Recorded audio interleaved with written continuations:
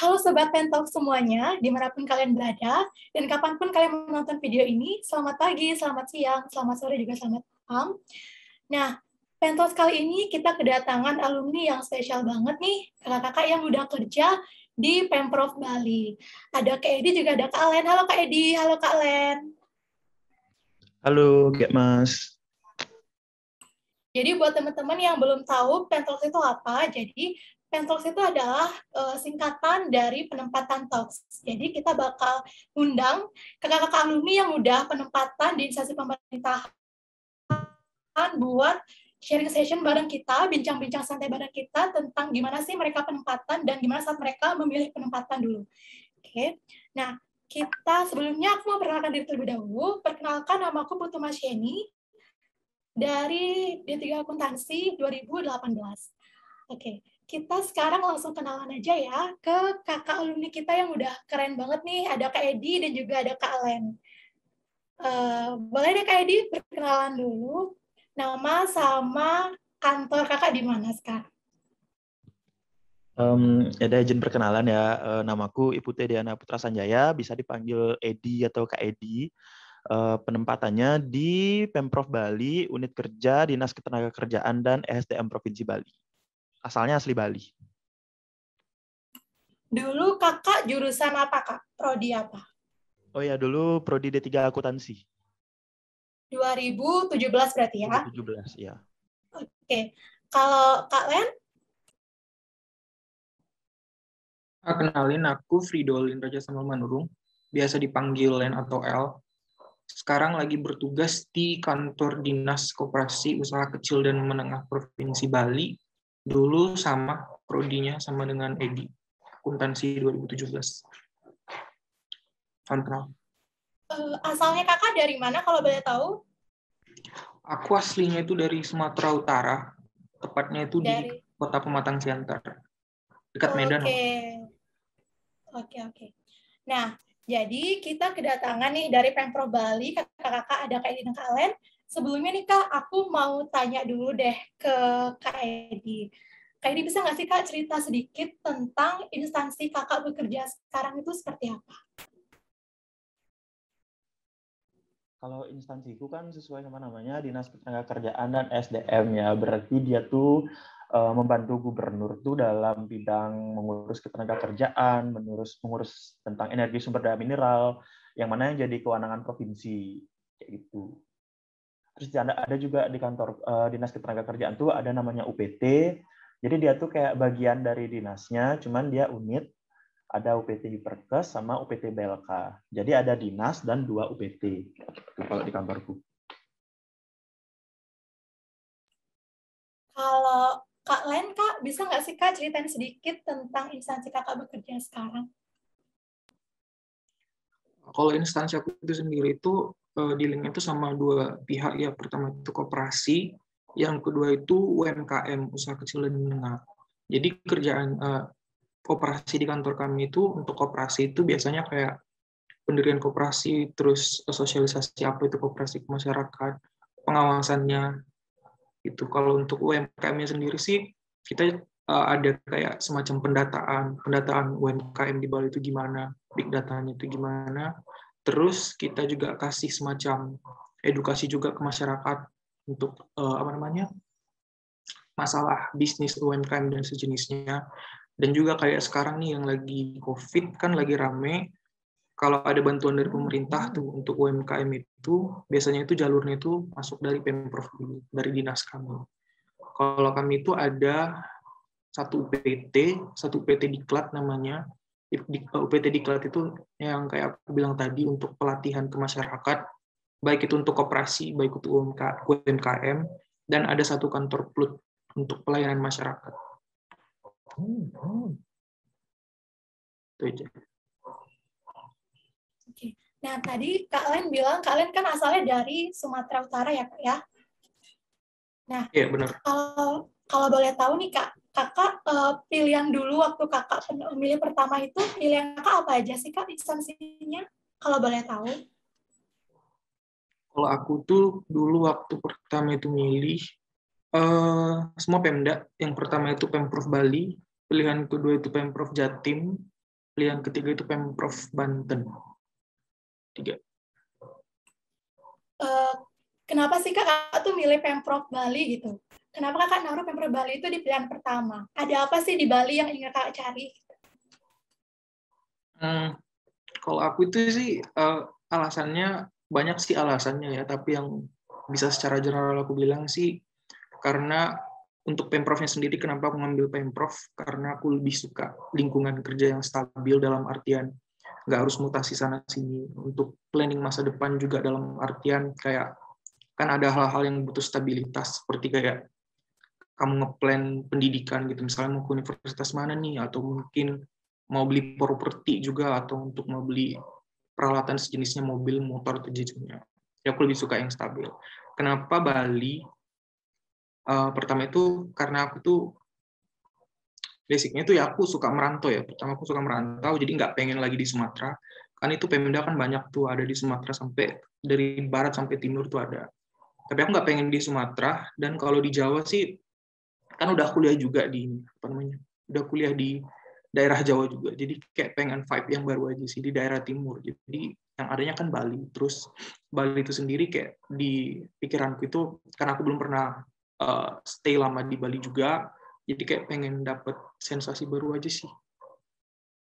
Dan Bali itu sendiri kan kayak gimana ya,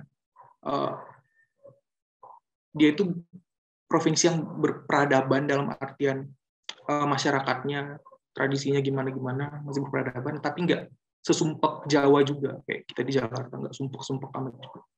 Itu sih. Tapi keren ya Kak, bisa kepilih di penempatan pertama gitu ya.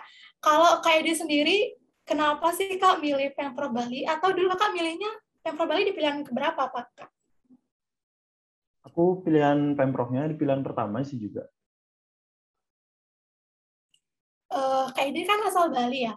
Kenapa sih Kak Edi tuh pilihnya Pemprov Bali gitu? Kenapa nggak kebalikan nih kayak Kak Len ingin ngerantau aja gitu? Sebenarnya kemarin tuh pas milih penempatan tuh kayak nyari aman gitu sih sebenarnya, kayak menghindari resiko yang tinggi itu, kayak kurang mau menerima tantangan aja sebenarnya kalau dari aku pribadi, makanya nyari aman. Pilihannya Pemprov Bali. Di samping itu kan kemarin isu-isunya tuh kan biasa kan banyak ada isu, kalau ada apa-apa di stan tuh banyak isu. Kemarin isunya tuh dari anak-anak akuntansi tuh katanya bakal banyak yang ditempatin di non Kemenkeu gitulah intinya, kayak 90%-nya tuh bakal di non Kemenkeu. Terus aku mikir kayak kayaknya aku mau fokus ke di non Kemenkeu, pilihan non Kemenkeu tapi yang aman gitu aku mikirnya. Nah kebetulan Pemprov Bali buka kemarin, banyak sih sebenarnya pertimbangannya.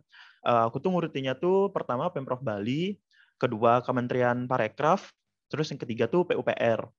Nah, kalau dari aku sendiri tuh, aku pengen kalau nggak kerja di Bali, ya kerja di Jakarta, pengennya kayak gitu. Cuman, kalau dipikir-pikir lagi kan, kalau misalnya di Bali, aku bisa tinggal di rumah, terus kayak biaya hidupnya tuh jadi nggak terlalu banyak gitu loh keluar. Buat kos, buat makan tuh udah ada gitu loh.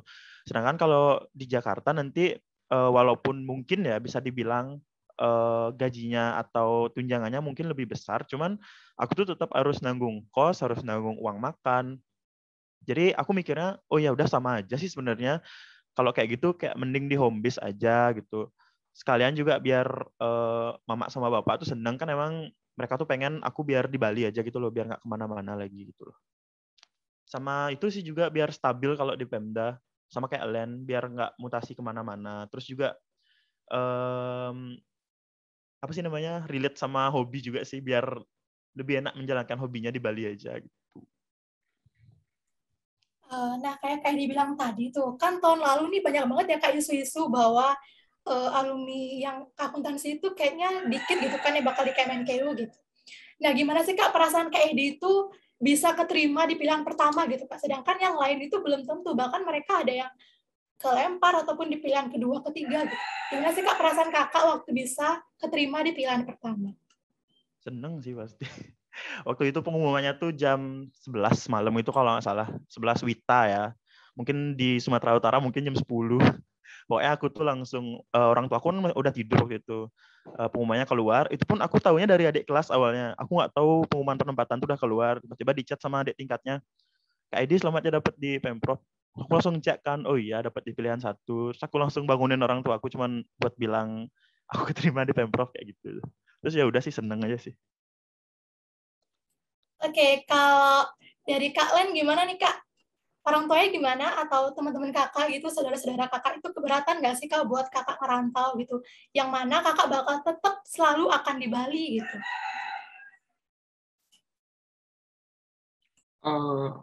Kalau aku sendiri sih gimana ya? Tadi nanya keluarga ya. Kalau keluarga itu sih gini. Jadi sebelum hari-hari apa namanya? Sebelum kita itu milih itu udah diskusikan ke keluarga orang tua sama iyalah kakak saudara gitu. Jadi kayak mereka itu udah tahu sih dalam artian kira-kira pasti bakal ke sini. Jadi memang orientasinya itu akan masuk ke pilihan pertama. Jadi mereka tuh nggak gimana ya? Mungkin karena salah satu budaya juga sih, budaya di keluarga. Aku nggak mau bilang budaya secara general orang Batak ya, tapi kayak di keluarga itu memang banyak orang yang rantau. Jadi itu bukan hal yang gimana ya, yang baru gitu. Jadi sebenarnya biasa aja. Tapi kalau untuk dapat baliknya itu sendiri sebenarnya ya sama sih kayak Edi, senang. Ya karena apa ya, on the spot gitu langsung pas gitu di Bali. Tapi di satu sisi memang sebelum-sebelumnya itu kan karena ada apa namanya, kan nggak tahu ya angkatan Mas ini itu gimana, tapi di angkatan kami itu kan ada kayak semacam survei-survei itu juga. Jadi memang di Pemprov Bali itu juga kemarin itu nggak banyak peminatnya. Jadi cenderung malah di bawah kuota yang disampaikan sama Pemprov Bali-nya itu, which is 20. Jadi sebenarnya di satu sisi agak apa ya, yakin sih, garanti banget kalau bakal masuk ke Bali. Berarti sebelum penempatan itu kakak ada buat survei gitu ya, dan kakak udah ngerasanya, oh kayaknya aku bakal lolos nih di Pemprov Bali gitu ya? Iya dong, harus itu penting banget sih. Jadi harus sampai riset kemana-mananya. Harus tahu dong datanya, karena jangan sampai dalam artian kayak dibilang Edi tadi blunder karena misinformation, asymmetry information-nya jadi kemana-mana gitu. Dia harus di riset dulu sih. Nah, sekarang dari gini deh Kak, dari unit kerja kakak itu kakak ditempatin di bagian apa? Dan bisa nggak sih Kak dijelasin apa aja tugas-tugas kakak selama ini yang kakak emban gitu di bidangnya itu? Edi dulu deh. Boleh Kak Edi dulu. Tugas-tugasnya apa aja sih Kak? Kalau aku kan ditempatkan dari SK-nya sendiri sebagai verifikator keuangan di subbagian keuangan gitu kan. Di subbagian keuangan Dinas Ketenagakerjaan dan SDM. Nah, kalau masalah tugas-tugas pokok dan fungsinya tuh, kalau dari subbagian keuangan sendiri tuh ya melaksanakan realisasi anggaran, terus mengelola keuangan kayak gitu, sesuai sama namanya subbagian keuangan. Nah, kalau untuk tupoksiku sendiri, aku tuh tugasnya tuh memverifikasi SPJ. Jadi kalau misalnya ada belanja, kan dokumen belanja yang diperlukan tuh namanya SPJ atau surat pertanggungjawaban. Nah, itu tuh perlu diverifikasi dulu sebelum diajukan untuk pencairan dana. Jadi setelah melalui proses verifikasi, baru bisa diajukan ke bendahara buat dicairin dananya kayak gitu. Kalau tugasku sendiri. Itu sih. Dari tugas-tugas kakak itu, kakak ada materi-materi di kuliah yang kayak relate banget gitu sama tugas kakak sekarang? Kalau masalah materi pas perkuliahan sih ada ya pastinya, kayak akuntansi pemerintahan kayak gitu-gitu, terus juga HKN yang masalah-masalah gimana ya, istilah-istilah kayak SKPD kayak itu kan ada di akuntansi pemerintahan gitu kan. Jadi kita pas di Pemprov tuh kayak udah nggak kaget gitu loh dengar kata SKPD, dengar kata PPK, pejabat pembuat komitmen, kayak udah tahu oh pejabat yang ini nih tugasnya kayak gini, oh unit yang ini nih namanya SKPD, terus kayak flow alur-alur gimana di keuangan kayak gitu tuh bisa lebih cepet ditangkap gitu loh. Itu sih kalau dari materi, dari segi perkuliahan. Berarti yang paling relate itu APEM ya Kak ya? APEM dan HKN. Dan HKN, oke. Berarti kayak akuntansi keuangan gitu nggak kepake ya Kak ya? Kalau masalah akuntansi keuangan kan memang karena kita tuh di lingkupnya pemerintahan, ya memang nggak terlalu banyak pastinya kepake kan. Sama kayak di instansi-instansi lain sih menurutku juga akuntansi keuangannya mungkin nggak terlalu kepake atau mungkin dipakai tapi dikit gitu loh. dia tuh kebanyakan ke akuntansi pemerintahan, terus tentang hukum keuangan negara, yang kayak gitu-gitu yang kepake lebih banyaknya. Itu sih, mungkin bisa ditambahkan oleh Kak Len mungkin. Oke, kalau Kak Len gimana nih Kak tugas-tugasnya? Relate nggak sih Kak sama matkul di kuliah?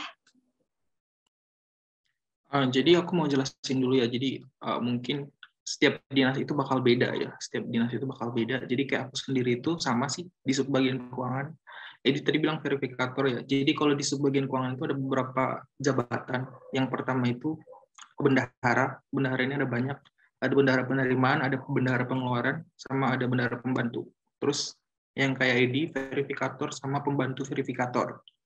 Terus ada pejabat pelaporan keuangan. Nah, itu tuh yang banyak yang kayak Mas Yani bilang tadi, yang berhubungan dengan akuntansi pemerintah, pelaporannya itu pejabat pelaporan yang sebenarnya ngurus, bukan verifikator.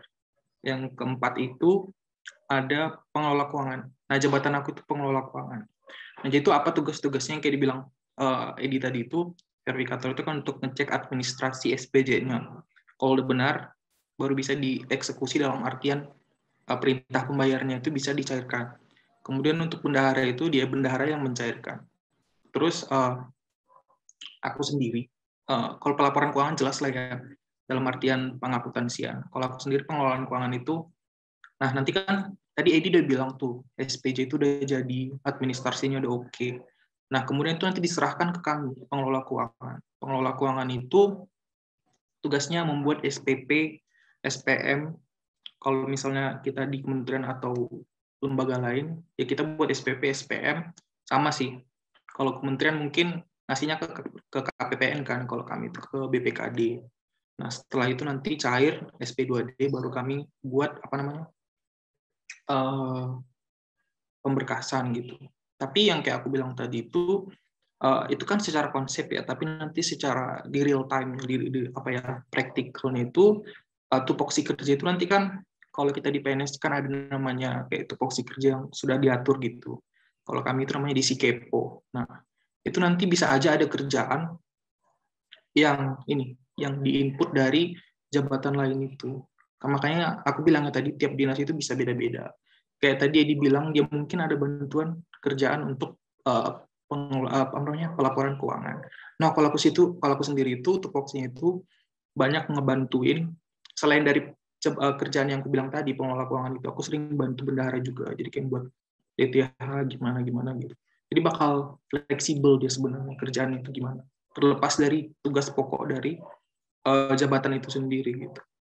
Terus yang kayak Mas ini bilang tadi itu relate nggak sih sama yang pelajaran kita waktu kuliah?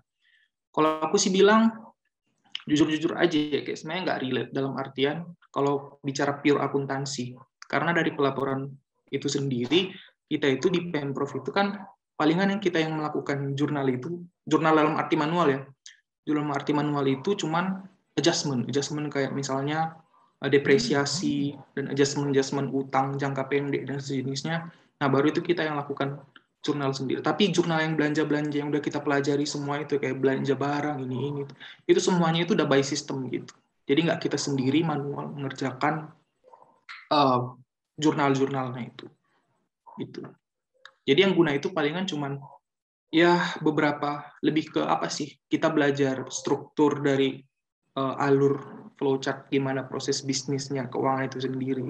Terus istilah-istilah yang kayak dibilang Edi tadi PPK, terus alurnya kemana gitu. Itu sih yang berguna sebenarnya. Akuntansinya sih kurang terlalu. Istilahnya kalau kami itu kuliah di akuntansi secara komersial gitu sebenarnya ilmu juga kepake. Karena bakal waktu kita kalau bicara pelaporan itu dia itu nanti chart of account itu bakal beda lagi gitu. Konsep yang kita belajar akan beda lagi. Jadi akan belajar detail-detail teknis tersendiri juga di situnya nanti. Terus, Oke, berarti kalau kita penempatan nanti itu kita harus belajar beradaptasi lagi ya Kak ya. Nggak cuman maksudku nggak harus bener-bener aku harus paham nih dari akuntansi yang dulu-dulu tuh aku harus paham banget gitu. Karena kan kita bisa belajar lebih belajar lagi gitu kan ya di nanti pas saat kerja ya. iya gitu, tapi dalam artian belajar laginya itu biar orang nggak parnoan gitu. Sebenarnya itu nggak susah kok. Dalam artian ya cuma belajar sedikit-sedikit sebenarnya. Yang penting konsep akuntansinya itu sama aja sebenarnya. Jadi cuma belajar teknis-teknis kecil nanti di kantor. Oke, nah untuk Kak Edi, Kak, kalau dari sisi jam kerja nih Kak, jam kerja kalau di Pemprov Bali itu dari jam berapa sampai jam berapa ya Kak? Kalau misalnya jam kerja, aku kan masuknya dari emang masa udah corona gitu ya. Kalau misalnya masa corona kayak gini, maksudnya di era COVID, kalau di era COVID dia tuh jam kerjanya tuh dari jam 8 sampai jam setengah 4 sore. Cuman setauku kalau jam kerja normal, sebelum ada COVID, dia tuh jam kerjanya dari jam setengah 8 sampai jam 5 sore kalau nggak salah. Kalau nggak salah ya, aku juga agak lupa sih kalau jam kerja normal kalau nggak ada COVID nih jam berapa. Tapi yang jelas kalau sekarang di era COVID ini jam kerjanya dari jam 8 sampai jam setengah 4 sore. Kak Edi sering lembur nggak sih Kak? Atau Macet ya, bentar. Kalau misalnya masalah lembur, itu sama jam kerjanya? kalau lembur itu tuh sebenarnya tergantung sama kalau misalnya kita ditarget sama pimpinan. Kayak kemarin ada namanya di Pemprov itu refocusing anggaran. Jadi anggaran-anggaran yang belum direalisasikan tuh akan dikembalikan ke BPKAD dan kayak nggak jadi gitu direalisasikan. Nah, gara-gara ada refocusing anggaran tuh jadinya kita lumayan kerja ekstra sampai lembur lah bilang biar refocusingnya tuh bisa selesai sesuai sama target yang ditargetkan sama subbidang program kayak gitu. Terus juga kalau misalnya kayak kemarin aku sempat juga lembur pas ngejar target SPJ. Jadi kemarin di kantorku tuh sempat ada keterlambatan SPJ namanya. Jadi belanja yang harusnya direalisasikan di triwulan 1, di triwulan 2 tuh dia tuh belum direalisasikan gitu. Jadi pas triwulan 3 kita harus ngejar target SPJ itu biar segera dicarikan dananya. Nah, pas itu tuh sempat juga lembur-lembur. Cuman ya nggak yang gimana-gimana sih. Lemburnya tuh paling ya sampai jam 8 malam itu, dan itu pun nggak sering gitu loh, nggak sesering itu juga lemburnya. Kayak pas ada bilang ada sedikit masalah atau problem yang perlu segera dibereskan, pas itu bisa lembur. Tergantung pimpinan juga sih sebenarnya. Kan pimpinan tuh beda-beda tuh, ada yang harus menggunakan jam lembur, ada yang kayak oh ya udah besok aja kayak gitu. Kalau di kantorku pribadi, pimpinanku kalau misalnya ada target yang harus dikerjakan tuh lebih baik lembur kayak gitu. Kalau Kak lain gimana nih Kak dari jam kerjanya Kakak? Kalau jam kerja sih sama yang seperti dibilang Edi, aku taunya dan memang cerita-cerita ke sama pegawai kantornya itu ya memang dari jam 7.30 sampai jam setengah 4 sore. Jadi di aplikasi absen juga gitu, dari jam setengah 8 pagi sampai jam setengah 4 sore. Terus hari Jumat itu nggak sampai jam setengah 4 sore, cuma sampai jam makan siang, sampai jam 1 doang. Jam 1 udah boleh pulang hari Jumat. Kalau untuk lembur-lemburan sih, itu kayak dibilang Edi tadi, tergantung ke OPD-nya. Kalau aku sendiri itu mungkin kontras banget sama Edi. Aku nggak pernah lembur sama sekali. Pertama mungkin karena di satu sisi Edi kan mungkin karena dia expert banget kali ya, jadi mungkin banyak diperbantukan tugas sama teman-teman dari subbagian lain atau mungkin dari subbagian itu keuangan itu sendiri, jadi banyak diperbantukan ke Edi. Kalau aku sendiri nggak begitu banyak tugas, nggak begitu banyak belanja, jadi bisa nggak pernah lembur sih. Verifikator di kantorku sendiri juga nggak pernah lembur. Di satu sisi karena itu tadi, karena jumlah pegawai yang di dinasku itu sendiri tuh lengkap dan sebenarnya cenderung sedikit overcrowded. Jadi pembagian kerjanya itu dia enak dalam artian nggak pernah sampai lembur, nggak pernah sampai ini, kecuali kalau ada belanja-belanja yang ngeblunder gitu, kayak telat atau gimana gitu. Nah, mungkin itu harus kejar target kan. Kayak dulu masih ingat belanja tenaga kontrak atau belanja THR tuh yang harus tiba-tiba harus deadline-nya segini, nah baru tuh. Itu pun nggak lembur sih aku bilangnya, karena sampai kemarin cuma sampai jam 5 sore. Tapi kalau kayak Edi aku benar-benar nggak pernah sih lembur-lembur gitu, gimana. Santai aja. Berarti dari beban kerja itu sendiri, kalau Kak Len itu nggak terlalu berat ya kayak bagi Kakak, atau gimana? gimana ya bilangnya? Ya, ya kalau kembali lagi ya, ini disclaimer ya, ini tiap-tiap OPD itu bisa berbeda. Kalau aku sendiri itu benar-benar bukan memberikan apa ya sisi negatif dari Pemda, tapi aku yang benar-benar sedikit banget kerjaannya, karena pekerjaannya juga pertama nggak terlalu banyak dan orang yang sesatu jabatan itu ada 3 di kantor, dan karena corona juga banyak belanja yang di-cut kan, jadi nggak begitu banyak belanja gimana gitu. Jadi sebenarnya santai banget. Dalam artian bukan berarti aku berleha-leha ya, tapi memang karena kerjaanku itu dikit gitu. Kalau Kak Edi, Kak, gimana Kak beban kerjanya Kakak? Terasa berat atau gimana gitu? Kalau beban kerja sih, kalau dibilang berat sih nggak berat banget ya. Maksudnya normal lah untuk gimana ya, untuk kita yang baru fresh graduate lah bilang, terus dapat kerjaan segitu tuh menurutku masih normal-normal aja. Nggak yang sampai dibawa stres tuh enggak. Cuman emang ada di beberapa waktu tuh aku tuh bakal hektik banget sampai yang benar-benar nggak bisa megang HP seharian tuh. Ada yang aku bilang tadi tuh kayak pas ada lembur-lembur tuh emang kita tuh lagi ngejar target kerjaan tuh biar selesai tuh, ada masa-masaku kayak gitu tuh ada gitu loh. Balik lagi sih emang beda-beda tiap OPD. Kalau misalnya mungkin di OPD-nya lain mungkin belanjanya nggak sebanyak itu, mungkin karena di OPD-ku belanjanya lebih banyak, mungkin ya, aku juga kurang tahu. Jadinya ya targetnya lebih banyak buat dikerjakan. Jadi kerjaannya juga otomatis lebih banyak. Tapi untuk berat atau enggaknya sih menurutku nggak berat sih. Beban kerjanya nggak berat. Oke. Kak Edi, kalau terkait kelas jabatan nih Kak, kelas jabatan Kakak untuk lulusan STAN yang di 3 akuntansi itu di kelas jabatan berapa ya Kak? Kalau lulusan STAN di 3 akuntansi itu ada di kelas jabatan 6.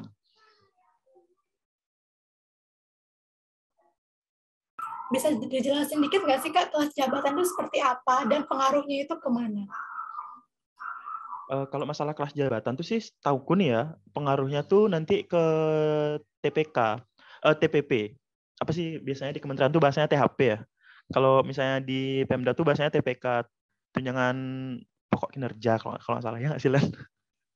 Pokoknya berpengaruhnya tuh nanti ke sana, ke besaran TPK prestasi kerja sama besaran TPK beban kerja.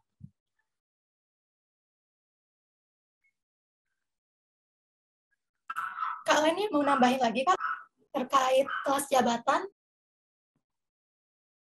Jadi kelas jabatan yang mau ditambahin apa ya? Jadi kelas jabatan itu juga bisa berbeda ya. Kalau cuma nanya kelas jabatan sih kelas jabatannya 6 gitu. Tapi kalau kita mau menghubungkannya ke TPP-nya itu sendiri, itu bisa berbeda antara beberapa OPD, dalam artian kayak kelas jabatan 6-nya OPD dinas itu bisa berbeda sama badan, misalnya badan BPKD gitu atau Bapenda. Jadi jabatan 6 itu bukan berarti TPP-nya sama, bisa karena tadi itu kan berdasarkan ada yang namanya prestasi sama beban kerja.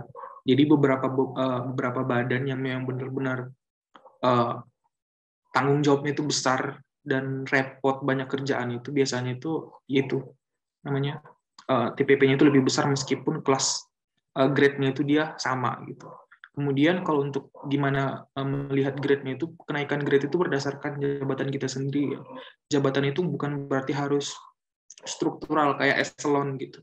Nggak, bisa aja kayak kalau misalnya nanti S1 kan, misalnya lulus S1, terus kamu bisa milih nih, bukan maksudnya kamu bisa tetap di jabatan kamu yang standar itu di pengelola keuangan, atau mungkin kamu nanti sama juga misalnya jadi bendahara nih. Kan bendahara itu kan istilahnya secara struktural kan sama aja sebenarnya sama kita, dalam artian bukan eselon dan bukan atasan kita, tapi grade dia itu akan lebih tinggi. Jadi bukan berarti harus dari tingkatan struktural aja ya. Jadi jabatan itu sendiri itu bisa membuat grade-nya itu meningkat gitu. Pelaporan juga kalau nggak salah itu, meskipun dia pelaporan itu sama aja, istilahnya dalam artian strukturalnya sama aja kayak verifikator, pengelola.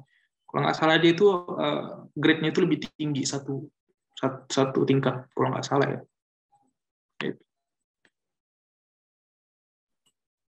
Dari kelas jabatan yang dan juga grade yang tadi itu Kak, kalau boleh tahu nih Kak ya, aku mau tanya apa aja sih Kak komponen THP yang di instansi Kakak itu?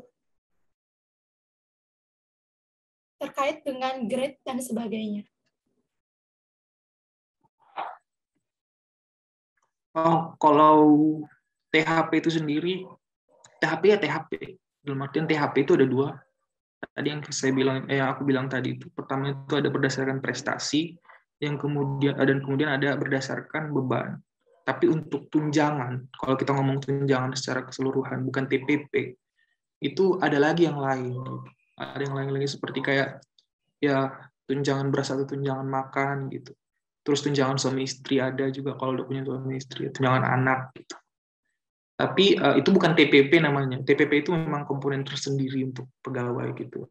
Terus kalau kita kalau kantor kita itu memang core bisnisnya keuangan nih kayak misal mungkin Bapenda dan BPKD dan misalnya di teman-teman juga ditempatkan benar-benar di core bisnisnya dalam artian bukan di sekretariat. Sekretariat itu bagian pelayanan, kayak kami itu subbagian keuangan itu masih pelayanan, bukan core bisnisnya. Aku itu nggak kerja di bagian koperasinya, bukan kerja di bagian UMKM-nya, tapi pelayanan di mana pencairan keuangannya di koperasi itu. Nah, itu kita itu punya kan ini, karena kita nggak core bisnis, jadi kita nggak ada namanya perjadin. Kan yang perjadin itu yang core bisnis, yang koperasi gitu. Jadi karena nggak ada perjadin, itu nanti ada namanya satu lagi komponen, itu honorarium. Untuk mengganti, ya semacam untuk balance lah keadilan antar pegawai gitu. Karena yang core bisnisnya itu dapat perjadin, uang dari perjadin, jadi yang pelayanan sekretariat, mau keuangan, mau umum, mau kepegawaian, dia itu ada namanya honorarium. Kalau di aku itu namanya honorarium pengelola keuangan. Gitu, itu sih untuk komponen tunjangan secara keseluruhan.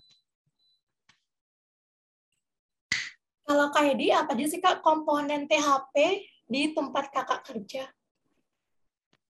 Kalau misalnya dari aku sih sama, pasti sama Len ya. Ini kita satu instansi Pemprov, sama aja sih kayak gitu juga. TPP-nya tuh dibagi jadi prestasi kerja sama beban kerja. Terus di luar TPP ada tunjangan makan, tunjangan beras, tunjangan anak, tunjangan suami. Terus juga ada honorarium buat pengelola keuangan dan lain-lain. Sama sih, sama banget sama Len. Kalau Kak Edi ada perjadin nggak Kak? Kalau masalah perjadin itu dia tuh adanya tuh di bidang yang namanya. Kalau misalnya kita nih, aku sama Alan kan di sekretariat. Kalau di sekretariat tuh emang nggak ada yang namanya perjadin. Kecuali kalau misalnya emang kayak tadi, misalnya di tempatku di kantor dinas ketenagakerjaan tuh kan fokusnya pasti ke tenaga kerjaan dan SDM. Nah untuk di bidang misalnya bidang yang mengurus tentang ketenaga kerjaan tuh dia tuh ada namanya perjalanan dinas untuk mengawasi ketenaga kerjaan kayak gitu-gitu. Nah, yang di bidang itu baru yang ada perjadin. Kalau misalnya kayak yang tadi dibilang core bisnisnya di keuangan kayak BPKAD kan ada bidang perbendaharaan. Dia tuh emang di bidangnya tuh namanya bidang perbendaharaan yang tentang keuangan. Mereka tuh misalnya perjadinya belajar ke Jakarta kayak gitu-gitu. Jadi perjadin tuh di sekretariat tuh nggak ada sih. Kalau di dinasku mungkin sama kayak dinas lain juga. Nah, dari persebaran alumni yang lulus tahun 2020 itu di mana aja sih Kak ditempatin? Yang di Pemprov Bali itu tersebar di kantor mana aja?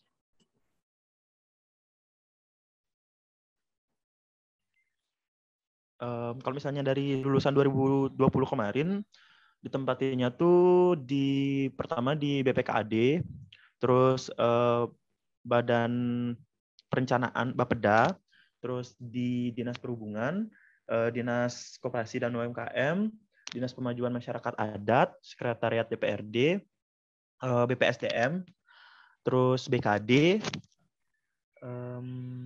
apa lagi ya Len? Coba ditambahin. Aku juga nggak terlalu ingat sih. Ya aku juga terlalu hafal. Pokoknya ditempatinya tuh Dinas Perhubungan, Dinas bener-bener. Pekerjaan Umum PU. Oh ya PU satu lagi, Dinas Pekerjaan Umum. Itu aja. Cuman sampai PU. Yang di dinas-dinas tuh dia tuh perorangan itu loh sendiri-sendiri. Yang bareng-bareng tuh cuman di BPKAD ada 3 orang di sana. Itu pun mereka dapatnya bidangnya beda-beda, jadi nggak dalam satu bidang gitu. Itu sih. Nah, kalau kantornya itu kita boleh milih atau gimana ya, Kak? Waktu penempatan itu setelah Kakak dikasih tahu bahwa penempatan di Pemprov Bali, itu kita boleh milih kantornya atau dipilihin? Dipilihin kalau kantor.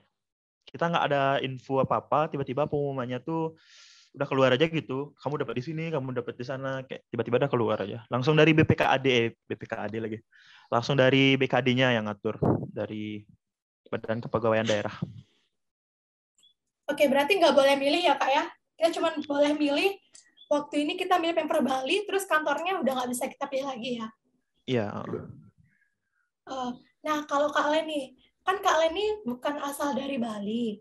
Kak Len ngelihat lingkungan kerja di kantor Kakak itu gimana sih menurut Kakak lingkungan kerjanya? Spesifik kantor gitu. Spesifik kantor atau Iya. Balinya itu sendiri? Boleh, Kak. Bali itu sendiri sama di kantor Kakak juga boleh. Oh, jadi kalau aku sih ngelihatnya gimana ya? Di Bali itu enak sih dalam artian itu pertama itu orangnya ramah-ramah gitu, nggak ngegas, nggak kayak orang-orang kita orang Sumatera Utara. Terus apa ya? Enak diajak kerja sama juga, nggak gimana ya? Nggak egois gitu, nggak gimana-gimana. Bukan berarti orang Sumatera Utara itu egois ya, dalam artian memang enak aja gitu diajak kerja sama gitu. Terus jadi dalam artian apa ya, satu katanya mungkin ramah lah gitu, orang Bali enak gitu diajak ngomong, dan toleran juga, toleran dalam artian luas ya, bukan cuma agama, budaya juga masih ya toleran lah mereka, meskipun akan bakal ada apa namanya kesulitan-kesulitan juga sih di awal, dalam artian orang Bali itu apalagi karena kita kan di Pemprov itu kan beda sama di Kementerian Keuangan gitu. Kalau di Kementerian Keuangan kan masih banyak apa ya, masih banyak fresh graduate-nya, jadi masih ada teman-teman sebaya, jadi masih biasalah pakai bahasa Indonesia.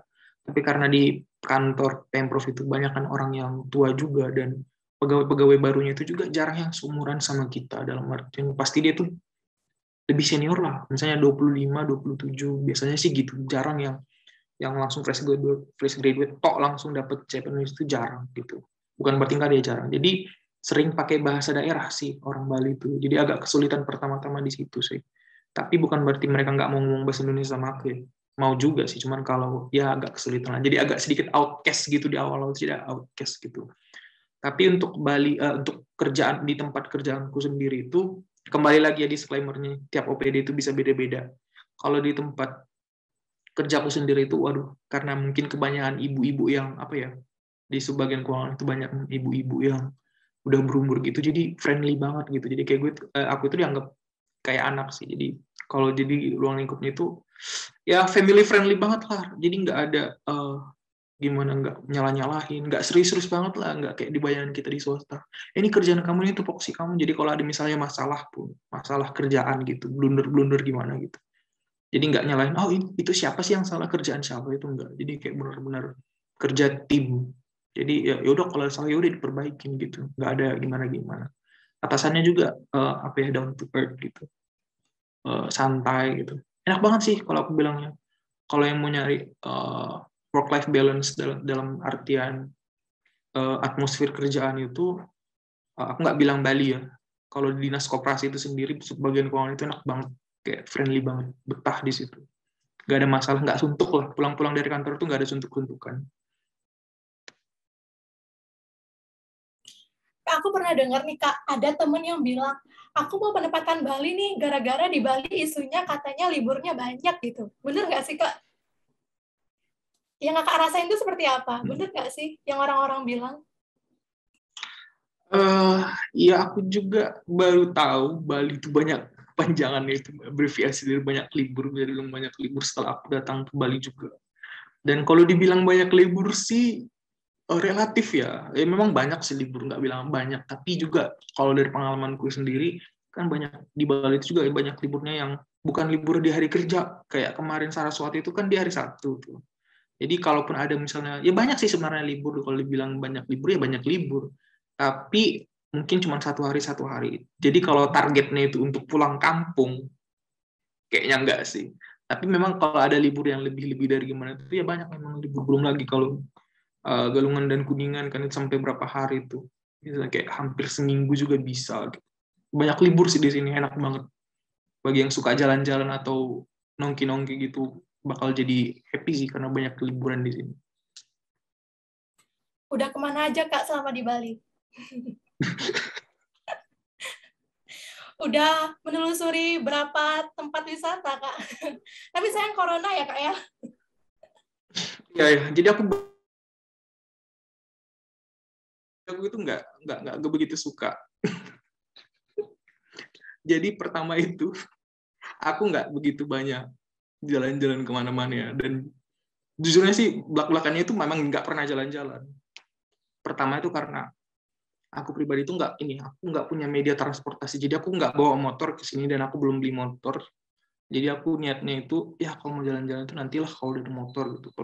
Kemudian itu karena ini juga kan, karena masih ada COVID dan sejenisnya itu. Jadi sebelum PPKM juga kayak apa ya? Di satu sisi ya bukan parno sih, agak was-was gitu kalau kita jalan-jalan nih gimana-gimana gitu. Terus dapat rekaman gitu. Ini anak apa namanya? Orang Pemda nih gini.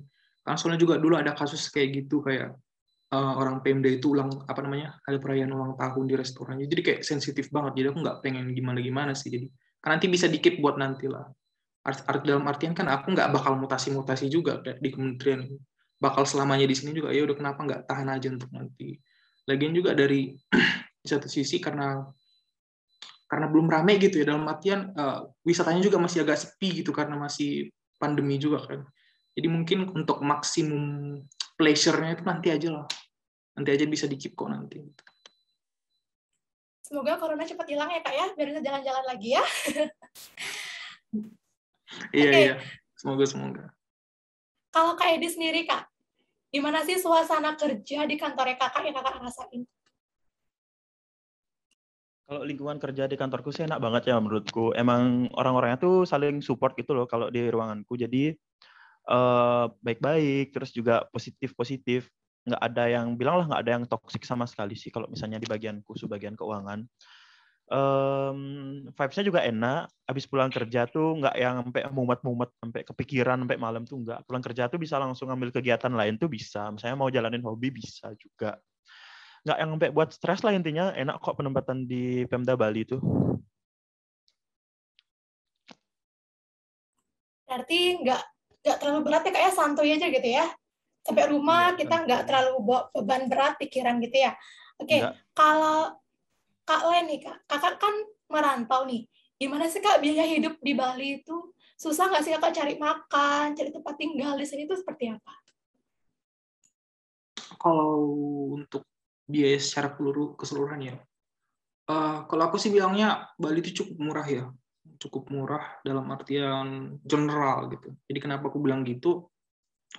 Pertama itu dari segi akomodasi kos contohnya, mau kos atau gimana, atau mau kontrakan gimana gitu.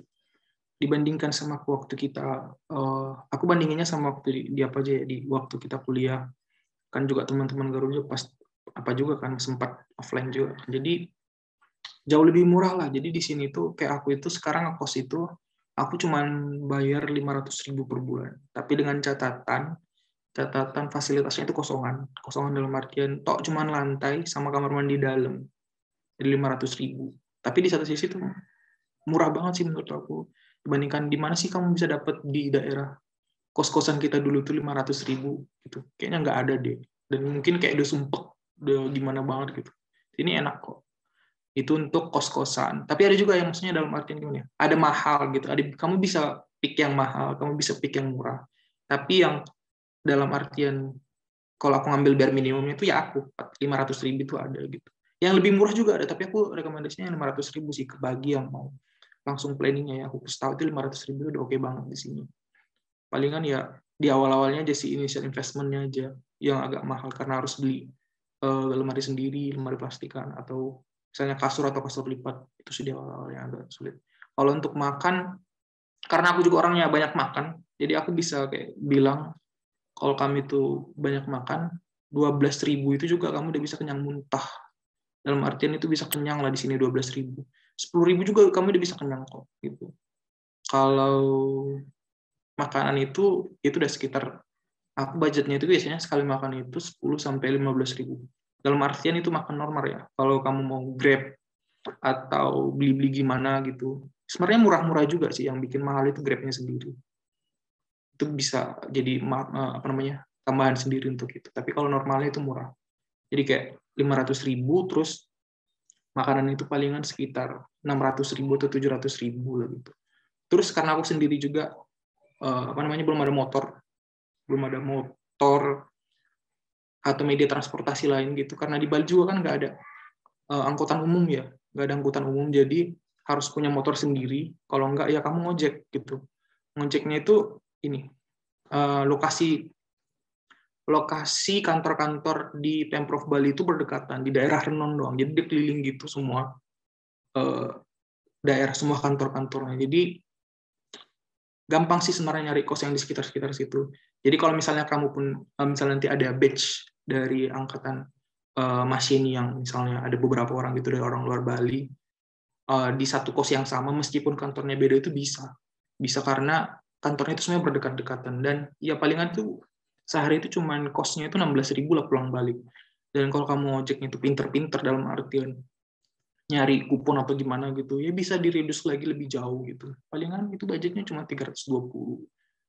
Terus ya itu sih komponen yang paling gede dalam artian untuk pengeluaran bulanan gitu. Bisa lagi misalnya kamu beli kuota sendiri, terus misalnya untuk listrik, belanja bulanan sejenisnya itu dengan gaji aku yang sekarang, which is 1,96, itu aku belum pernah ini sih. Bukan nggak pernah. Bisa membiayai diriku sendiri tanpa harus minta dari orang tua. Nggak harus minta kiriman dan sejenisnya. Itu. Kecuali kalau ada hal-hal mendadak dan ya di luar kendali gitu, nggak bisa, memang harus minta dari orang tua. Dan apa lagi ya, kayaknya itu aja sih. Kalau masalah murah atau enggaknya, bisa struggle atau enggak di Bali itu sih. Murah lah. Dan berarti kantor-kantor di Pemprov Bali itu kayak ngumpul satu wilayah gitu ya, Kak ya? Berdekatan satu sama lain. Iya, berdekatan. Kalau Kak Edi nih, Kak Edi kan home base-nya nih di Bali. Kalau dilihat-lihat dari segi biaya hidup itu, Kakak biasanya ngeluarin untuk apa aja sih, Kak? Kalau notabene yang emang home base di sini gitu. Kalau buat yang home base, paling ya hal-hal general aja sih. Kayak pulsa, terus transportasi, kayak gitu-gitu. Terus juga makan juga kadang-kadang. Kalau misalnya emang lagi, misalnya aku kan bekal nih kalau saya ke kantor biar lebih hemat. Kalau misalnya emang lagi nggak bawa bekal, ya beli makan buat makan siang. Terus menurutku itu udah lebih dari cukup sih seharusnya uangnya. Maksudnya gaji bulanannya tuh untuk biaya hidup, apalagi home base gitu loh. Cukup banget gitu. Kalau di kantor itu sendiri, ada fasilitas apa aja sih Kak yang disediain? Kayak ada nggak tempat istirahat, tempat olahraga, atau seperti apa gitu Kak? Kalau di kantor, kalau di dinas yang tempatku kerja sih, fasilitas-fasilitas kayak ya kantin, terus juga dispenser kayak yang umum gitu aja sih. Tapi kalau tempat gym kayak gitu nggak ada sih kalau di kantor. Kalau mau nge-gym sendiri. Tapi kalau olahraga di kantor, bisa nggak sih? Kayak sering nggak sih ada orang-orang tuh habis kerja ataupun sore-sore ataupun hari Minggu gitu olahraga? Sebenarnya kalau di Pemprov tuh jadwal olahraganya tuh di hari Jumat seharusnya. Kalau misalnya nggak erap. Di kantornya Kakak? Kalau misalnya di Pemprov tuh jadwal olahraga itu sebenarnya hari Jumat. Kalau misalnya nggak era pandemi, jadi setiap hari Jumat tuh ada namanya kayak senam bareng, terus bisa juga jogging gitu keliling kantor. Cuman kalau misalnya sore-sore, misalnya habis pulang kerja tuh sih nggak pernah ada yang olahraga. Kayak semua tuh udah pengen pulang aja sih kalau misalnya udah selesai kerja. Nggak ada yang pengen olahraga lagi di kantor. Kalau mau olahraga, aku di rumah olahraga. Cuman nggak di kantor juga. Keep it secret aja kalau olahraga. Oke, kalau Kak Len nih Kak, apa aja sih fasilitas yang ada di kantor Kakak yang bisa menunjang sehari-hari Kakak? Kalau fasilitas di kantor, bukan cuma olahraga kan, benar fasilitas secara keseluruhan. Kalau fasilitas secara keseluruhan di kantor sih, basic of the basic ya, jadi kayak cuma meja. Jadi kamu nggak punya komputer sendiri juga. ya benar-benar cuma meja aja gitu, bench sama kursi. Jadi kalau kamu butuh komputer, ya ada sih kayak sharing komputer gitu di sebagian keuangan itu pasti ada komputernya sendiri. Sebagian umum itu ada komputernya sendiri. Jadi kayak sharing komputer sih. Karena memang jadi nggak butuh juga sih kayak satu orang itu satu komputer. Jadi cuman pure ya basic aja kayak kamu ke kelas, datang ke kelas gitu ya udah meja dan kursi. Jadi kalau ada kerjaan ya udah kerjain sendiri gitu. Lain-lain kayak apa ya, kayak gym-gym gitu nggak ada sih, nggak ada. Tapi bukan berarti kalau apa ya, biasanya sih ini ya, mungkin karena ini salah satunya itu karena banyak orang tua kan, lebih banyak kan orang tua sih di kantor itu, jadi nggak begitu banyak aktivitas-aktivitas yang gitu. Tapi yang anak-anak mudanya dalam artian ya masih bisa dibilang milenial atau Gen Z lah ya, itu bisa aja sih kalau misalnya janji-janjian gitu, misalnya kayak ayo yuk main futsal bareng gitu. Ada kok yang gitu-gituan, banyak yang gitu kayak beli-beli yang ada di kantor itu semua. Bisa kok kalau mau bareng gitu olahraga bisa. Tapi kalau rutin sih kayaknya enggak. Palingan hari Jumat itu biasanya kayak di kantorku sendiri itu karena lagi pandemi, jadi nggak tahu aslinya itu seperti apa. Kalau di kantorku itu hari Jumat biasanya kayak laki-laki, biasanya laki-laki sih, ibu-ibu nggak ada. Laki-laki itu biasanya kayak jalan gitu loh, jalan bareng santai gitu, keliling-keliling daerah-daerah renon, daerah lapangan renon itu keliling-keliling gitu, supaya jalan-jalan sambil ngobrol-ngobrol aja sih. Jadi kalau mau olahraga bareng teman-teman sekantor yang benar-benar waktu jam kerja, itu aja sih fasilitasnya, nggak aneh. Ya wifi ada lah, cuma itu sih basic banget. Nah, di kantor itu kita masih bisa nyalurin hobi nggak sih, Kak? Misalkan ada hobi yang nulis, atau hobinya misalkan nyanyi, nari, itu bisa nggak sih, Kak? Gitu.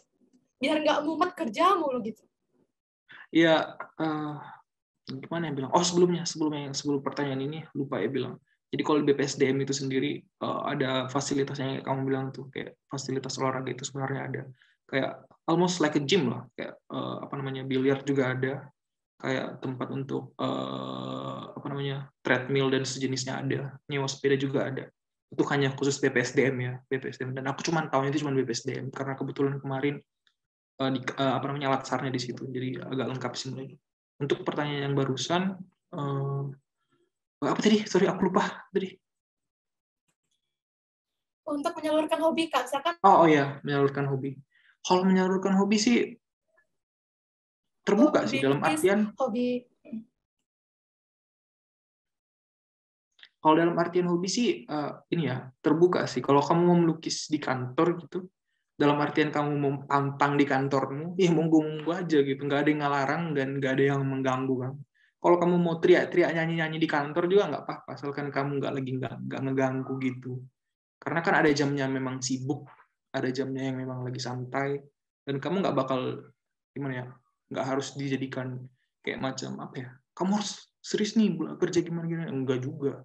Jadi kalau memang nggak ada kerjaan ya biasanya orang-orang di kantor itu ya either gibah atau mungkin dengar lagu, scroll HP gimana itu ya. Kalau mau memakai waktu itu untuk menggunakan apa ya, dalam artian hobi-hobi kamu ya silahkan, kalau masih selama masih bisa dilaksanakan di ruangan itu.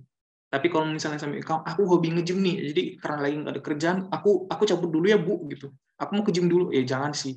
Kalau itu ya setelah kerja lah. Tapi selama dia masih dalam ruangan kantor, ya monggo-monggo aja gitu, selama tidak mengganggu. Oke, kalau Kak Edi nih, Kak, siapa sih yang nggak kenal Kak Edi gitu kan di PKN yang suka nari gitu? Bisa nggak sih Kak tersalurkan hobi Kakak itu di kantor gitu? Gimana? Coba ceritain deh, Kak.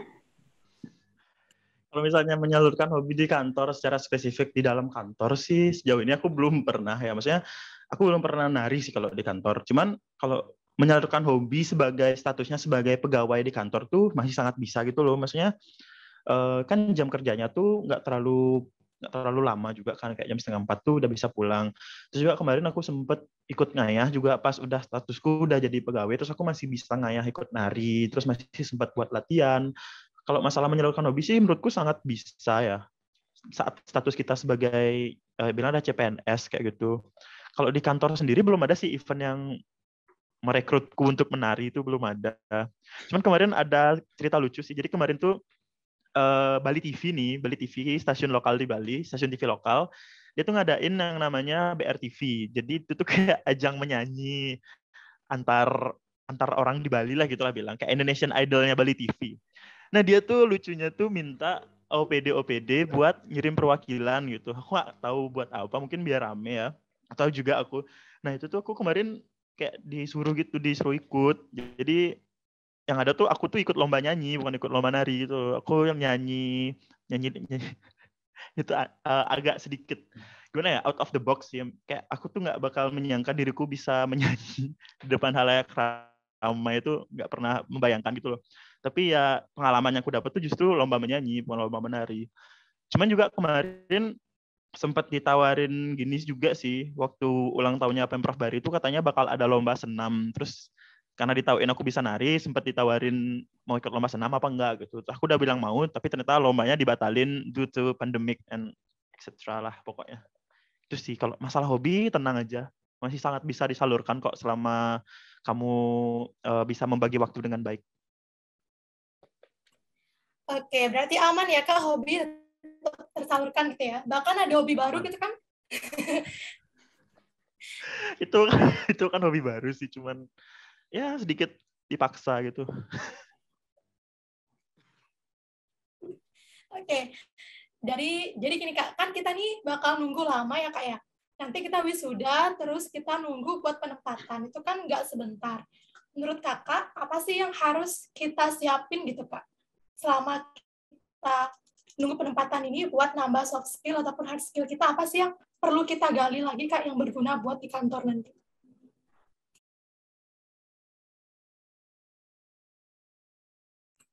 Boleh Kak Alen dulu atau Kak Edi? Kak Alen deh dulu. Apa ya? Kalau untuk mau digali di rumah sih, aku sih bilangnya kalau sebagai seorang perantau ya, ini kayak ya pos-poskan lah gitu, maksudnya dalam artian pos-poskan bareng sama keluarga gimana-gimana gitu. Tapi kalau untuk benar-benar spesifik, kayak kamu itu ambis banget sampai aku pengen menjadi pegawai yang teladan dan terlihat sangat oke banget di kantor nih, gue harus belajar apa nih, skill-skill apa nih, kayaknya nggak perlu deh.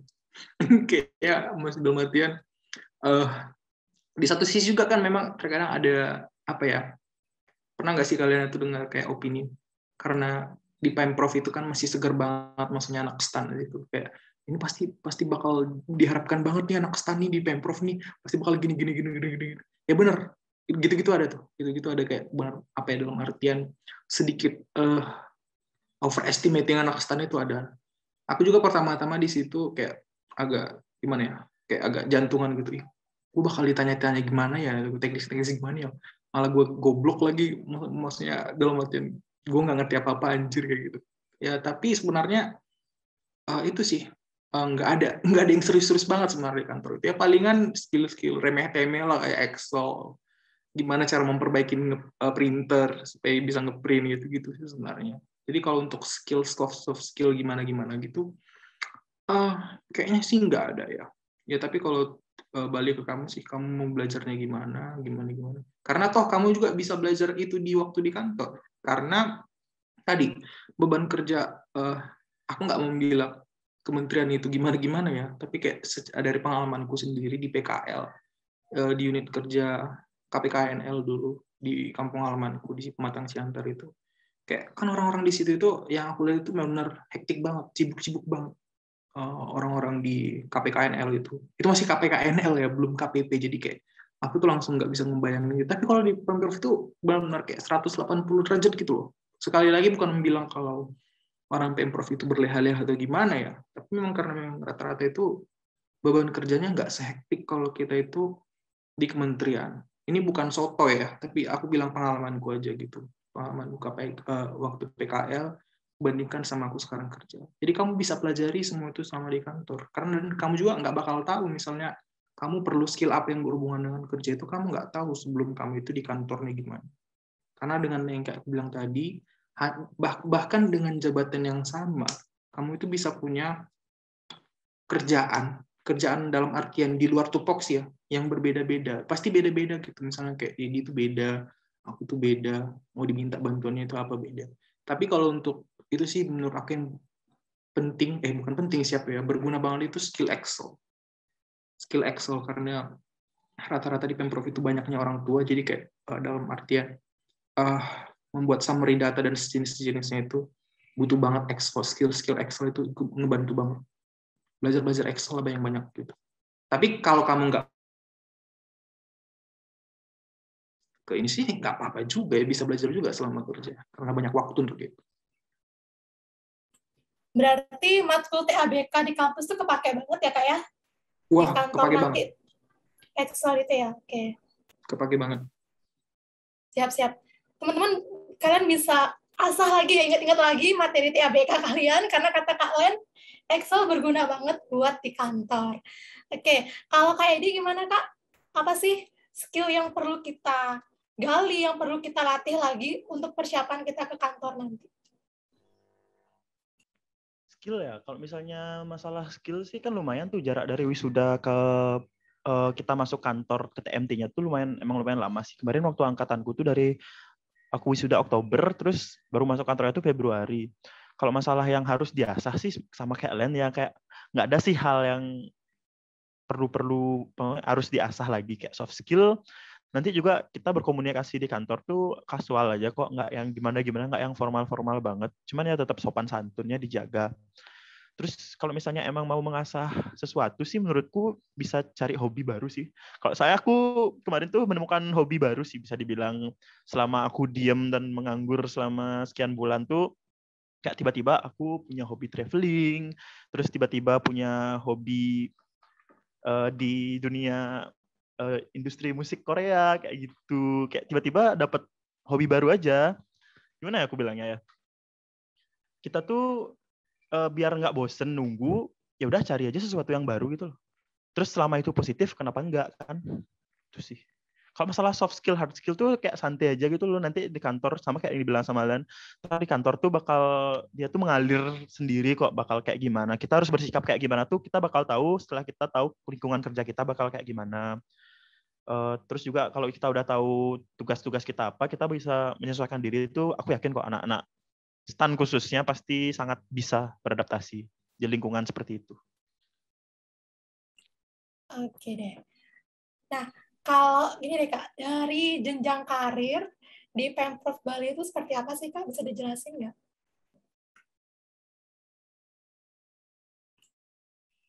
Jenjang karir ini maksudnya gimana ya? Kayak buat naik jabatannya itu seperti apa tuh ke depannya nanti? Kalau misalnya Untuk masalah naik jabatan tuh sih berapa tahun sih Len? Lupa aku Len. 4 tahun sekali ya? Itu nggak jabatan, boy, itu golongan. Oh, naik golongan ya? Kalau jabatan gimana sih? Kalau untuk jabatan sih ini ya, overall-nya itu di satu lagi, kalau misalnya kita tuh masih staff ya, jadi kayak kalau mau ngambil jabatan manajerial paling bawah, which is itu kasubag, itu supervisi, tugasnya supervisi itu, kalau ambil struktural, jadi kita bedakan dulu ya, jadi kalau di kita ini akan ada dua, struktural sama fungsional. Nah, jadi kalau bicara struktural, contohnya kayak kasubag keuangan gitu, itu eselon 4, yang tugasnya itu supervisi, ya tentunya kamu itu bakal akan ada asesmen mengenai apakah kamu paham dengan semua tugas-tugas yang ada di subbagian keuangan itu, tugas bendahara, tugas pengelola, tugas verifikasi, tugas pelaporan. Kamu sebenarnya normatifnya itu kamu harus tahu itu semua. Jadi ada asesmen untuk itu oleh pihak BKD, nanti dilihat apakah cocok atau enggak. Terus tergantung ini juga slot jabatan ada nggak jabatannya. Jadi kalau nggak ada jabatannya, mau sejago apa juga ya, mau bilang apa kan, karena memang nggak ada lagi nggak ada slot jabatannya. Kemudian untuk jabatan itu juga karena sekarang kan ada perubahan sistem itu ya, jadi kita itu ada namanya sistem merit. Jadi kayak jadi sekarang itu kita lihat jadi gini, untuk melihat karir itu perlu 4 komponennya: kompetensi, kualifikasi, kinerja, dan slot dalam artian itu tadi yang aku bilang, ada nggak dia memang jabatannya di pemerintahan. Jadi lihat itu. Jadi kalau kamu berkompetensi, dalam artian itu keahlian kamu secara teknis kamu paham, ya kamu bisa Berarti terus kemudian kualifikasi itu dalam artian lebih ke normatif sih, misalnya kayak syarat-syarat administrasinya. Misalnya kamu pendidikan, kan misalnya untuk bendahara contohnya. Bendahara itu perlu kamu itu at least S1. Atau misalnya untuk jadi kasubag juga kamu harus at least itu S1. Eselon-eselon tersendiri itu ada jabatan-jabatan, artinya ada syarat-syarat administrasinya itu untuk kualifikasi. Kemudian kinerja. Ya, kinerja ini nanti dilihat dari bukan ini ya, kinerja bukan termasuk juga sih, bukan berarti, tapi salah satunya itu misalnya kayak atasan melihat kamu kerjanya gimana, itu juga mempengaruhi pastinya. Itu sangat-sangat mempengaruhi, terutama di struktural ya. Struktural sangat mempengaruhi. Kemudian kualifikasi dalam artian kuantitas juga, kuantifikasi dengan nanti tiap tahun itu ada namanya SKP. SKP itu semacam untuk penilaian pegawai gitu loh. Penilaian pegawai itu ada rutin tiap tahun. Itu kan nanti ada reportnya ke BKD, Badan Kepegawaian Daerah. Nanti dilihat itu apakah sudah mencukupi atau tidak, gimana. Nah, itu nanti dilihat. Itu untuk kinerja. Kemudian itu tadi slot. Itu untuk struktural. Jadi di satu sisi bisa agak dibilang sih, maksudnya side note-nya itu struktural itu lebih apa ya bilang, adalah sedikit ya, politik-politiknya adalah sedikit di samping dari apa namanya kompetensi, kualifikasi dan yang 4 tadi itu. Tapi ada satu lagi namanya jabatan fungsional. Jadi fungsional itu bukan struktural. Jadi dia misalnya kalau kita pejabat fungsional itu kita nggak dibilang eselon. Karena kita tuh fungsional itu apa bedanya sama struktural? Kalau fungsional, kalau tadi struktural itu kan lebih kayak kalau dari bawah itu ya, kasubag eselon 4 itu dia lebih ke supervisi pegawai gimana operasi di subbagian tertentu gitu. Tapi kalau dan nanti ke atasnya kan gitu. Lebih ke kayak supervisi manajerial, skill manajerial seperti itu. Tapi kalau ke pejabat fungsional itu dia jatuhnya bukan skill manajerial tapi skill teknis profesional. Dalam artian misalnya kayak analis keuangan. Jadi benar-benar kalau pejabat fungsional analis keuangan itu dia benar-benar expert dan menguasai, mengetahui apa itu hal-hal yang berkaitan dengan tupoksi kerja dia secara teknis. Jadi itu lebih ke teknis skill, pure skill. Jadi nanti misalnya kalau apa namanya? Kalau struktural kan tadi aku bilang kan apa namanya? Yang 4 unsur tadi itu. Kalau dia fungsional itu lebih ke kredit namanya, ada angka kredit. Angka kredit itu nanti untuk detailnya itu nanti kamu bakal tahu sendiri karena aku juga belum tahu secara detail ya. Tapi itu lebih ke untuk apa penilaian kerja kamu. Jadi kayak ada semacam target-target kerja. Jadi target-target kerja ini kalau kamu dapat, kamu bakal dapat kredit. Nah, nanti dari situ kredit-kreditnya itu meningkat. Itu dah nanti apa namanya? Jabatan kamu di fungsional itu bakal meningkat. Jadi enaknya di fungsional itu promosi golongan itu lebih cepat 2 kali lipat daripada daripada struktural. Struktural itu kan kalau mau naik golongan itu sekali 4 tahun. Kalau fungsional kalau nggak salah itu sekali 2 tahun juga bisa naik. Dan fungsional itu nggak harus sampai menunggu atasan gitu gimana gitu, nggak ada politik-politiknya sih. Kayak benar-benar pure skill. Jadi kalau kamu naik misalnya pendidikan S2 atau S3 atau mungkin kamu buat jurnal internasional itu sendiri aja, kamu bisa langsung dipromosikan gitu. Karena dia balik ke tadi ya, pure skill technical. Itu untuk jabatan fungsional. Dan enaknya lagi jabatan fungsional itu kamu bisa loncat. Jadi kamu kalau ada slot tertentu, kamu bisa dari fungsional itu lompat ke struktural. Jadi nggak perlu ada istilah politik birokrasi di situ. Benar-benar langsung lompat aja. Itu enaknya fungsional. Terus apalagi karena aku ini ngomong detail fungsional karena kan ini lagi ada reformasi birokrasi juga kan. Jadi eselon-eselon itu makin dikecil-kecilin itu. Jadi kayak tingkatan manajernya makin dipersempit. Jadi untuk jenjang karir itu lebih mending ke fungsional tadi karena kamu nggak perlu tetek-bengek apalah politik gimana gitu. Lebih ke pure skill kamu itu gimana. Itu untuk jenjang karir. Jadi sangat bagus lingkungan untuk perkembangan karir kamu. Jadi intinya itu untuk mengutip dari kepala bagian di kepala bidang di BKD itu. Ya kalau kamu mau karirmu mau seperti apa, itu kamu yang menentukan pada akhirnya. Bukan atasanmu lagi yang menentukan. Sistem merit itu nggak gitu lagi, maksudnya nggak atasan politik gimana tebengnya itu nggak gitu lagi. Jadi kamu itu memang benar-benar berkompetensi, kamu mampu, ya kamu bisa naik jabatan. Maksudnya kamu bisa lancar karirnya. Gitu sih. Kalau kita mau ngelanjutin pendidikan itu gimana, Kak? Susah nggak sih, Kak? Buat izin belajar dan juga tugas belajar itu gimana? Apa jadi syarat-syaratnya kalau dari Pemprov itu sendiri? Kayak Edi deh, boleh. Kalau misalnya Jadi izin belajar, tuh kita tuh bisa langsung kalau dari kemarin sih dapat informasi dari teman yang di di BKD, kita udah bisa langsung mengajukan setelah status kita tuh udah sebagai PNS. Itu izin belajar ya. Jadi izin belajar tuh kita tuh kuliahnya tuh di luar jam kerja gitu loh. Jadi kita tetap bekerja, cuman kita bisa ngambil jam kuliah misalnya ekstensi gitu, yang bisa diambil di luar jam kerja.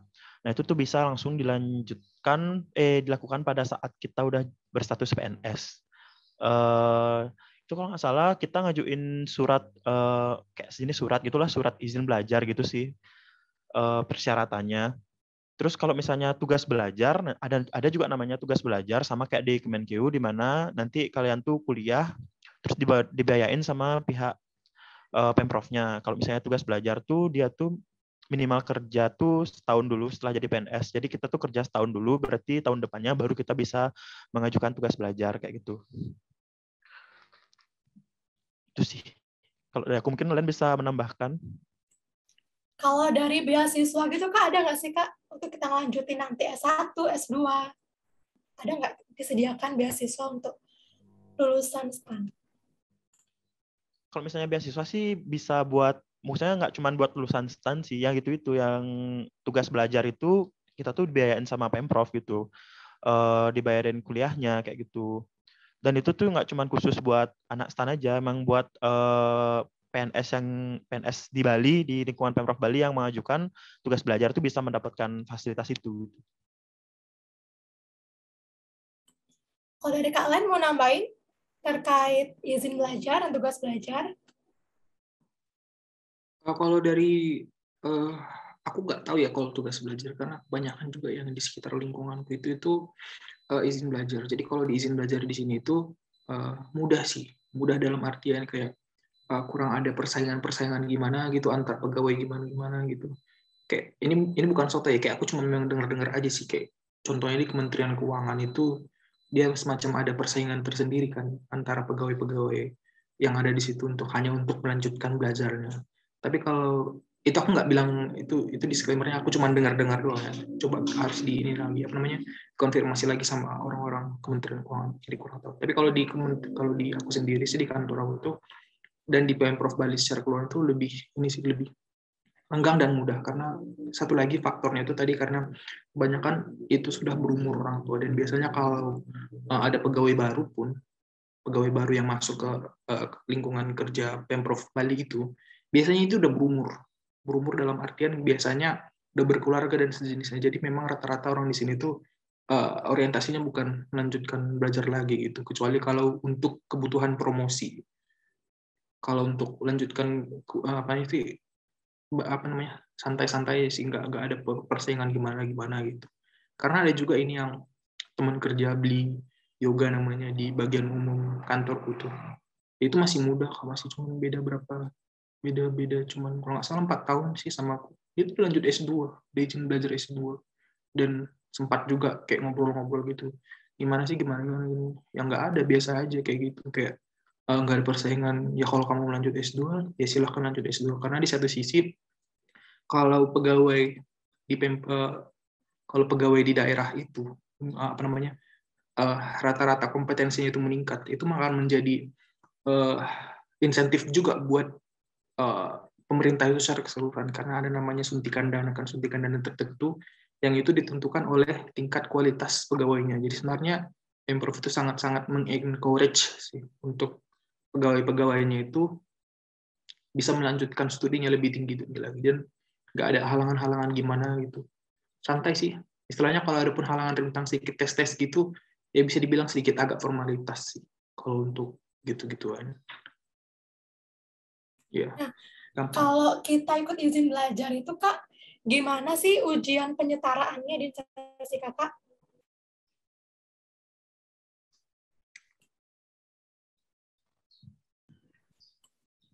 Kak Edi, ya boleh.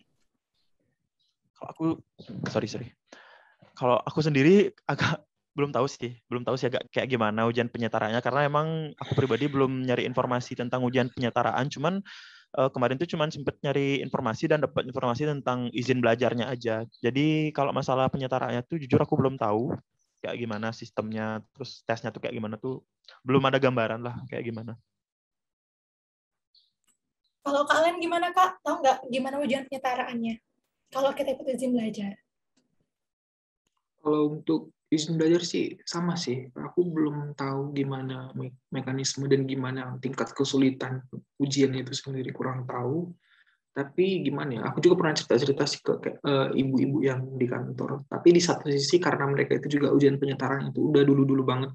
Jadi nggak bisa dibuat jadi pegangan sih. Tapi mereka sih bilangnya ya nggak sulit-sulit amat sih, biasa aja gitu kata ibu-ibu yang di situ. Tapi aku sih bilangnya kayaknya bakal apa ya, bukan menjadi suatu poin-poin yang khusus sih. Misalnya Pemprov Bali itu bakal lebih khusus dari Pemprov lain atau kementerian lain. Kayaknya bakal sama aja sih. Karena berkaitan dengan tupoksi kerjaan dan tupoksi kita gitu. I mean, bukan menjadi suatu halang rintangan yang begitu berarti lah, apalagi untuk anak start. Aku yakin sih nggak gimana-gimana amat lain dibandingkan dengan kalian ujian akuntansi biaya di STAN itu kayaknya lebih sulit lagi akuntansi biaya gitu deh. Nggak akan di DO sih kamu nggak boleh naik jabatan ya, nggak sih. Kayaknya akan ada mekanisme apa namanya remedial dan sejenis. Tapi aku yakin sih bakal santai-santai aja sih itu ujiannya. Nah, kan ini Pemprov Bali itu kita nggak bakal mutasinya keluar Pemprov lagi. Atau emang bisa, Kak? Kita mutasi seperti apa? Apakah kita bisa mutasi antar Pemprov atau antar kantor atau cuma pindah lantai doang? Kalau sistem mutasi sih bisa dilakukan di gini sih, antar OPD gitu misalnya. Itu pun mungkin harus nggak tahu sih ya, itu tuh dari BKD-nya atau gimana. Cuman setauku tuh kita mengajukan gitu loh, misalnya kita pengen pindah ke OPD Dispenda, Bapenda misalnya, kita tuh mengajukan kalau kita pengen pindah ke sana kayak gitu. Nah untuk antar daerah misalnya dari Pemprov 1 ke Pemprov lain, setauku nih ya, yang pernah aku baca berita tuh, aku lupa sih baca di mana, itu tuh dikirimin sama temenku, dia tuh perlu nunggu 10 tahun. Itu pun kalau nanti kamu mau pindah, pihak yang nanti kamu tuju, Pemprov yang kamu tuju tuh ada slot gitu loh, akan menerima kamu, dan pihak yang atau pemerintah daerah yang akan ditinggalkan tuh emang udah mau ngelepas gitu loh maksudnya. Mau dilepas dan mau diterima, itu sih intinya. Dan harus nunggu 10 tahun untuk bisa melakukan mutasi antar daerah.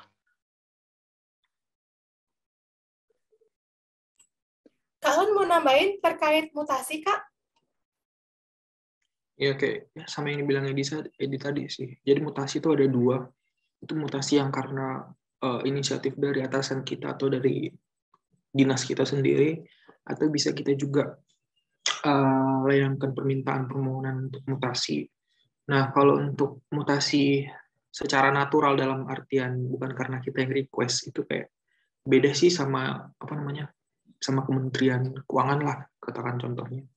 Kayak Kementerian Keuangan itu kan lebih teratur dalam artian dia frekuensinya itu jelas gitu, sekali berapa tahun gitu jelas dia. Tapi kalau untuk Pemprov sih kurang sih aku lihatnya, kurang dalam artian karena aku juga ada orang-orang mutasi juga yang di kantorku dan memang udah ngomong-ngomong gitu. Kayak ada bapak yang di kantorku juga yang sama pengelola keuangan juga, dia tuh stay dulu 10 tahun atau 10 atau 15 tahun aku lupa tuh di BPKD dulu baru dia pindah, dan itu karena request dia juga. Jadi bahkan nggak ada request namanya, nggak ada inisiasi dari kantornya untuk memutasikan dia.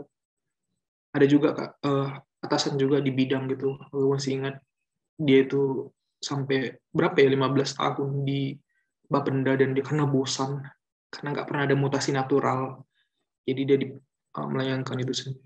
Jadi kalau untuk mutasi bahkan hanya untuk mutasi natural antar OPD dinas gitu, dinas atau ke badan juga itu kayaknya jarang sih. Jarang dalam artian nggak frekuensinya itu nggak kayak sesering kementerian kayaknya. Terus itu untuk mutasi, ya kayaknya itu aja sih kalau untuk mutasi. Berarti kalau mutasi antara Pemprov itu bisa ya Kak ya, tapi cuma harus nunggu 10 tahun gitu ya? Oke. Nah, kalau dari segi pernikahan,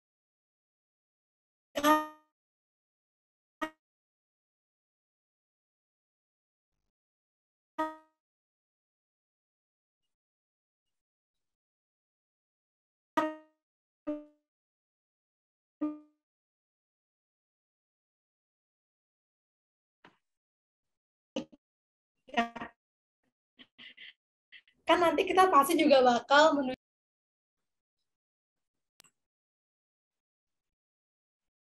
terkait pernikahan nih Kak. Ada nggak sih kebijakan pernikahan di instansi kakak itu misalkan kayak penikah dengan satu instansi, satu kantor, atau satu bagian gitu? Seperti apa Kak sistem pernikahannya? Misalkan boleh nggak sih kalau istri itu nanti ikut suami, kalau misalkan istrinya itu penempatan di Pemprov, terus bisa nggak sih dia tuh minta izin untuk ikut suaminya?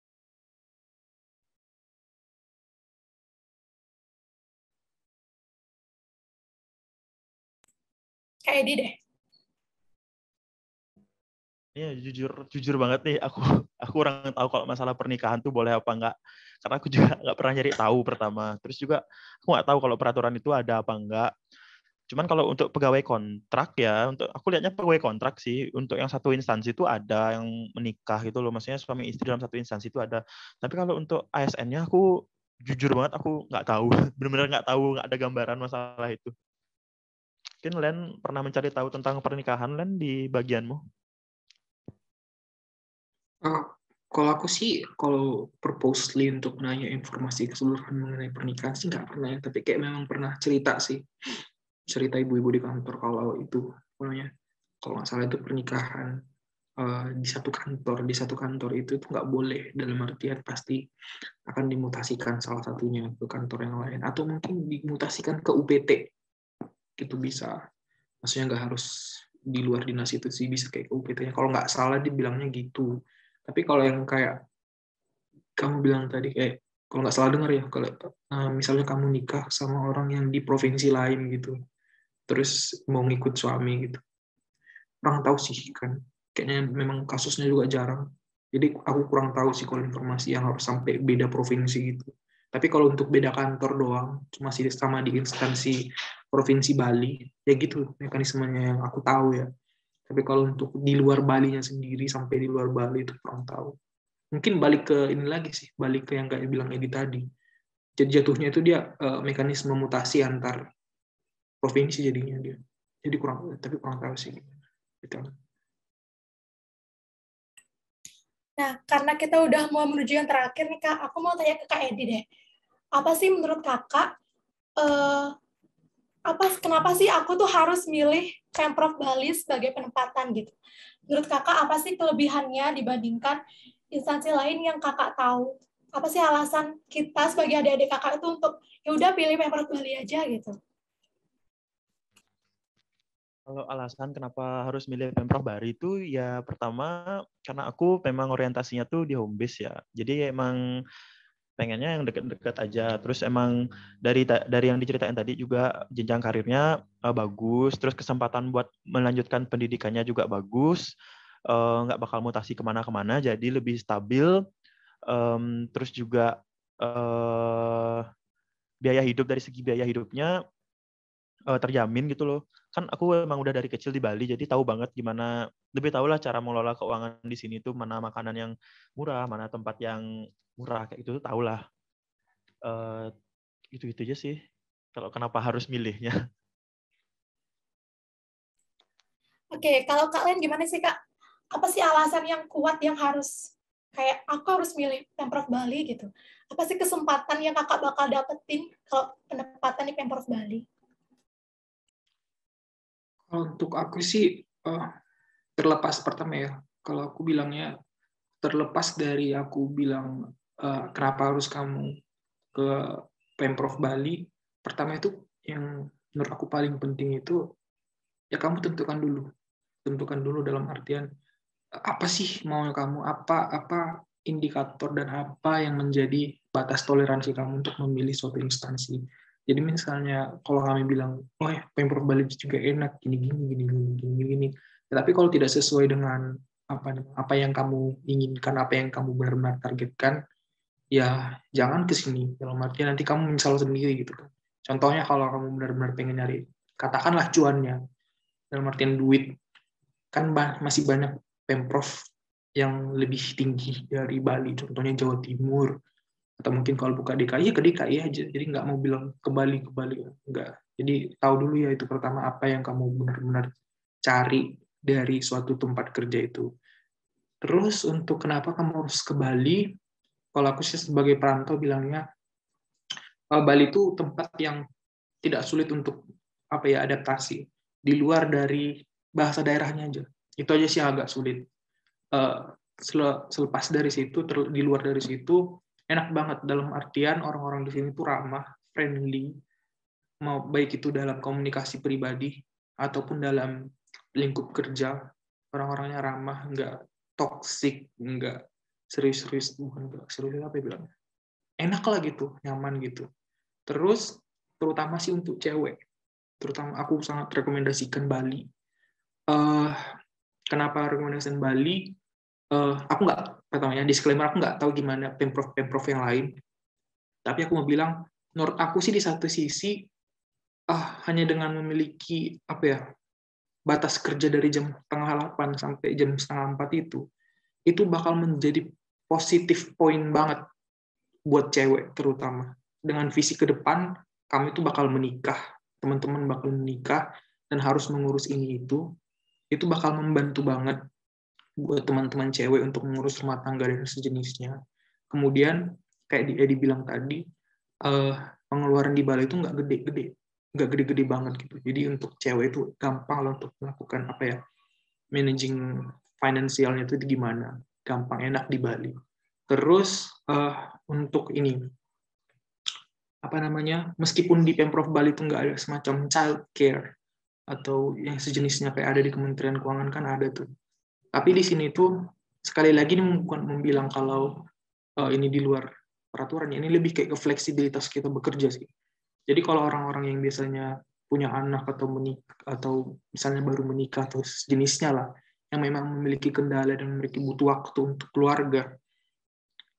Sekali lagi nih mungkin karena di kantor gue, tapi aku rasa di kantor-kantor Pemprov lain juga bakal gitu sih. Lebih lebih toleran itu biasanya atasan.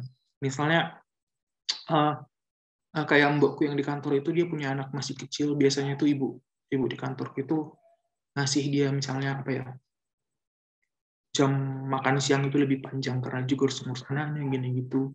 Terus kalau misalnya ada perizinan dalam artian nggak bisa masuk spesifik izin hanya untuk urusan keluarga, biasanya itu atasannya itu lebih enak gitu.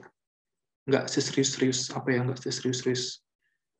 ini aku nggak bilang kementerian jelek ya, tapi dari pengalaman aku sendiri melihat kerja KPKNL di kampung halamanku dulu itu, kayak mereka tuh memang serius-serius banget anjir kerjanya itu, kayak atasan ke pegawai gitu. Jadi kayak agak kaku gitu. Tapi kalau untuk urusan fleksibilitas cewek itu sangat supporting banget kalau di Pemprov Bali itu. Itu sih kalau aku bilang khusus untuk cewek itu positif poin banget menurut aku. Dan satu lagi itu ya, bukan karena Balinya sih, nggak tahu sih ya kalau Pemprov lain itu gimana. Mungkin kalau di Jakarta nggak bakal gitu kasusnya, tapi memang di Bali itu kerjaannya itu kita lebih santai. Bagi kamu yang bukan bilang kamu pemalas ya, tapi kamu yang pengen work life balance-nya itu terjaga dalam artian kerjanya nggak ribet-ribet banget, terus maksudnya nggak pening di tempat kerjaan. Pemprov itu secara aku bilang Bali ya karena nggak tahu Pemprov lain itu oke banget sih, karena nggak ribet gimana gitu. Oke banget. Oke deh. Yang terakhir nih Kak Edi, ada nggak sih Kak pesan-kesan ataupun tips dan trik untuk kita lulusan 2021 untuk milih penempatan biar nggak nyesel gitu? Masalah milih penempatan sih yang aku bisa bilang cuman pikirin mateng-mateng, banteng banget apa yang kamu pengen, orientasimu tuh kemana, bisa apakah orientasinya ke home base, apakah orientasinya ke jumlah take home pay, apakah orientasinya ke pengen nyari pengalaman di lingkungan baru, itu bener-bener kenalin dulu. Terus juga saat ada survei angkatan tuh ikutin bener-bener gitu loh, jangan yang apa sih bahasa Indonesia pangkuale, kayak sekedar gitu, jangan yang sekedar diikutin aja. Di sana tuh kalian benar-benar bisa milih gitu loh, bisa ngeliat dengan jelas peluang-peluang kalian masuk ke instansi itu berapa. Misalnya kalian pengen ke kementerian ini, peluangnya berapa, yang milih tuh kira-kira berapa, terus kalian tuh ada di peringkat berapa tuh benar-benar kelihatan. Mungkin udah dijalankan ya survei angkatannya kayak Mas? Apa belum? Belum sih, Kak. Belum ada Oh, belum ya? pendataan. Iya. Pokoknya nanti ada survei angkatan, itu ikutin benar-benar serius banget. Dan Astungkara dengan analisis yang kalian dapat di sana tuh kalian nggak bakal nyesel sih. Dan juga kalau misalnya kalian nih bimbang mau milih instansi mana, terus akhirnya kalian milih instansi A. Kalau emang kalian udah milih instansi A, terus dapat di instansi tersebut, habis itu fokus aja sama diri kalian gitu loh. Jangan terlalu ngelihat orang lain. Nanti pasti ada masanya di mana kalian ngerasa rumput tetangga tuh lebih hijau. Nggak kayak gitu kok aslinya. Mereka juga bakal ngelihat rumput orang lain lebih hijau dan kayak gitu terus. Sebenarnya kita tuh cuma perlu fokus aja sama diri sendiri, jangan terlalu ngelihat orang lain gitu loh. Kalau misalnya kayak gitu jadinya ntar ada rasa-rasa penyesalan tuh nggak bagus. Jadi kayak ya bersyukur aja sama apa yang udah dikasih, apalagi di era kayak gini kan nyari pekerjaan tuh susah. Kita sangat bersyukur banget kan harusnya udah dapat pekerjaan yang stabil, terus juga dapat lingkungan kerja yang bagus tuh harusnya ya disyukuri, jangan ada penyesalan-penyesalan di belakang tuh, jangan sampai kayak gitu sih. Itu kalau dari aku. Nah, terus benar-benar dari hati dulu, Kak, ya, biar nggak nyesel gitu ya. Kalau Kak Len nih, Kak, ada nggak sih, Kak, tips, trik, ataupun pesan-pesan buat adik-adiknya yang tamatan 2021 buat milih penempatan? Kalau dari aku sendiri sih, pertama itu yang paling penting, kata-kata Edi tadi itu, yang paling pertama itu tentukan tujuan dan orientasi kamu itu apa. Kamu maunya duit, kamu maunya work-life balance, kamu maunya apa, itu kamu harus tahu pertama itu di pikiran kamu itu, karena itu dasar ya. Dasar paling pertama kamu membuat keputusan, kamu harus tahu apa yang kamu mau. Kemudian itu diskusikanlah dengan matang sama orang tua. Karena terkadang kan apa yang kita mau itu berbeda dengan apa yang ditakutkan orang tua. Di satu sisi bisa aja karena omongan orang tua benar, di satu sisi bisa aja karena mereka itu cuma parno doang contohnya. Kalau misalnya kayak aku, kayak harus merantau gimana-gimana gitu. Ya, jadi kita harus butuh diskusi juga sama pihak-pihak keluarga supaya di satu sisi meskipun mereka itu katakanlah sudah tua, tapi pasti ada aja pengalaman-pengalaman itu bisa gunanya. Mungkin kamu nggak kepikiran untuk membuat konsiderasi tertentu, ternyata setelah ngomong, kamu, oh iya ya, kepikiran juga, oh gini, oh iya benar juga ya, gitu. Jadi, itu tadi diskusi dengan keluarga. Kemudian, itu sih, hati-hati dengan asymmetric information ya, jadi benar-benar yang kayak kata Edi tadi, perhatikan semua, jangan malas untuk mencari informasi, jangan malas untuk mencari informasi. Jadi kalau ada dikasih misalnya daftar kementerian, lembaga, atau Pemda mana yang udah buka, cari-carilah semua informasi. Kayak aku dulu masih ingat, aku tuh sampai baca semua laporan keuangannya ini, semua Pemda-Pemda itu tak baca semua tuh, untuk melihat gimana komposisi keuangan untuk belanja pegawai, karena kan jatuhnya kecuan kan, pegawai gimana, atau proyek-proyeknya gimana, tak baca semua itu supaya nggak ada yang kelewatan gitu. Kalau benar-benar contohnya untuk keuangan, untuk melihat keuangan. Jangan sampai, karena aku lihatnya kemarin sih, banyak orang, karena salah satunya itu karena ini juga sih, karena kita kan jauh dari teman-teman semua, dalam artian kita nggak face to face, jadi terkadang kalau untuk ngobrol itu dia agak susah, jadi malas juga kan untuk ngomong-ngomong itu terkadang juga gitu. Jangan sampai kayak ngikut-ngikut orang gitu loh. Jangan ngikut-ngikut orang, dan perhatikan tadi survei itu. Lihat semua aseslah kemampuan kamu, assess kemungkinan itu semua di mana. Jangan stubborn, jangan keras kepala untuk gue mau di sini, gue mau di sini, gue mau di sini. Jangan sih sampai gitu.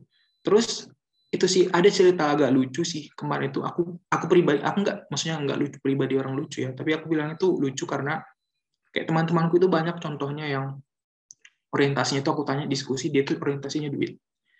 Dan banyak temanku itu juga orientasinya duit. Dan semua itu orang melihatnya itu cuman PPATK ya kemarin, karena gajinya gede atau BPK. Tapi mereka nggak melihat, contohnya itu kemarin ada slot untuk Kabupaten Badung. Karena mungkin mereka itu sepele banget, sama Kabupaten Badung, apalagi bukan Bandung, tapi Badung, apa nih Badung, di mana nih Badung, bukan Bandung bahkan. Tapi mereka nggak lihat gitu kan. Kamu nggak lihat Badung, itu apaan Badung anjir? Aku diskusi sama teman itu, padahal mereka nggak tahu kalau gaji dan pendapatan di Badung itu gede banget, karena mereka nggak ada riset mengenai itu kan, karena sepele dan sejenisnya, maunya ngikuti trendsetter aja gitu.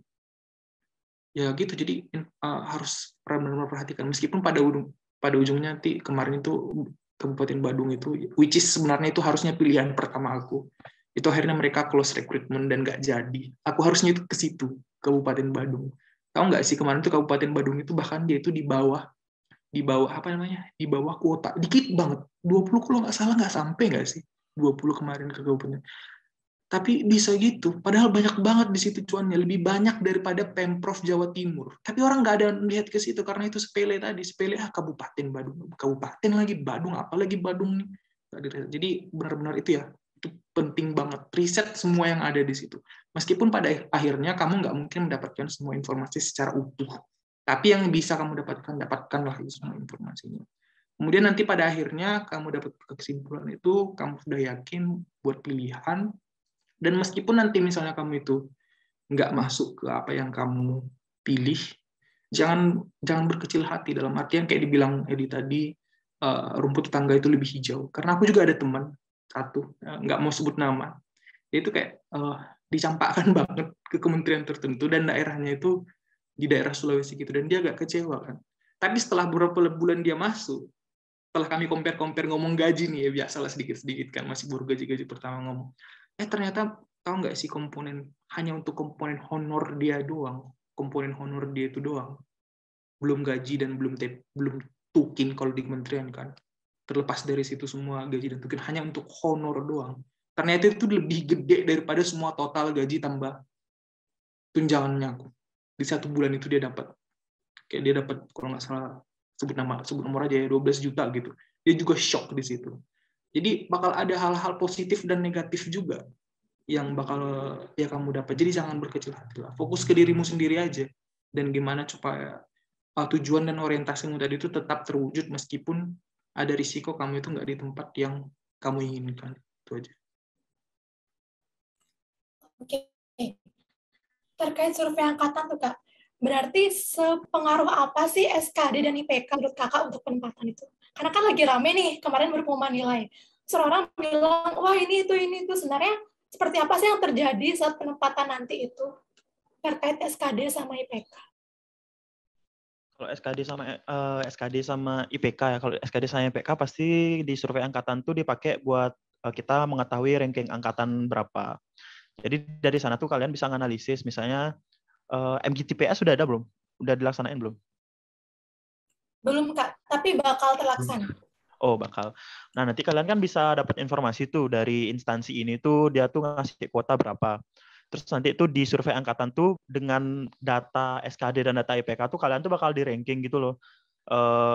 Satu angkatan tuh kalian ranking berapa. Nanti kalian di sana bisa ngelihat, misalnya nih Kementerian Parekraf, dia nyarinya 40 orang. Terus kalian pas survei itu ngisi Kementerian Parekraf pertama.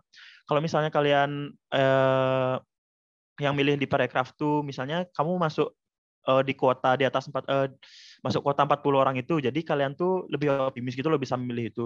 Misalnya dari 40 kuota tuh kalian ada di posisi 25 misalnya. Jadi kayak itu tuh bisa dijadikan sebagai patokan peluang yang cukup besar untuk bisa masuk ke instansi itu.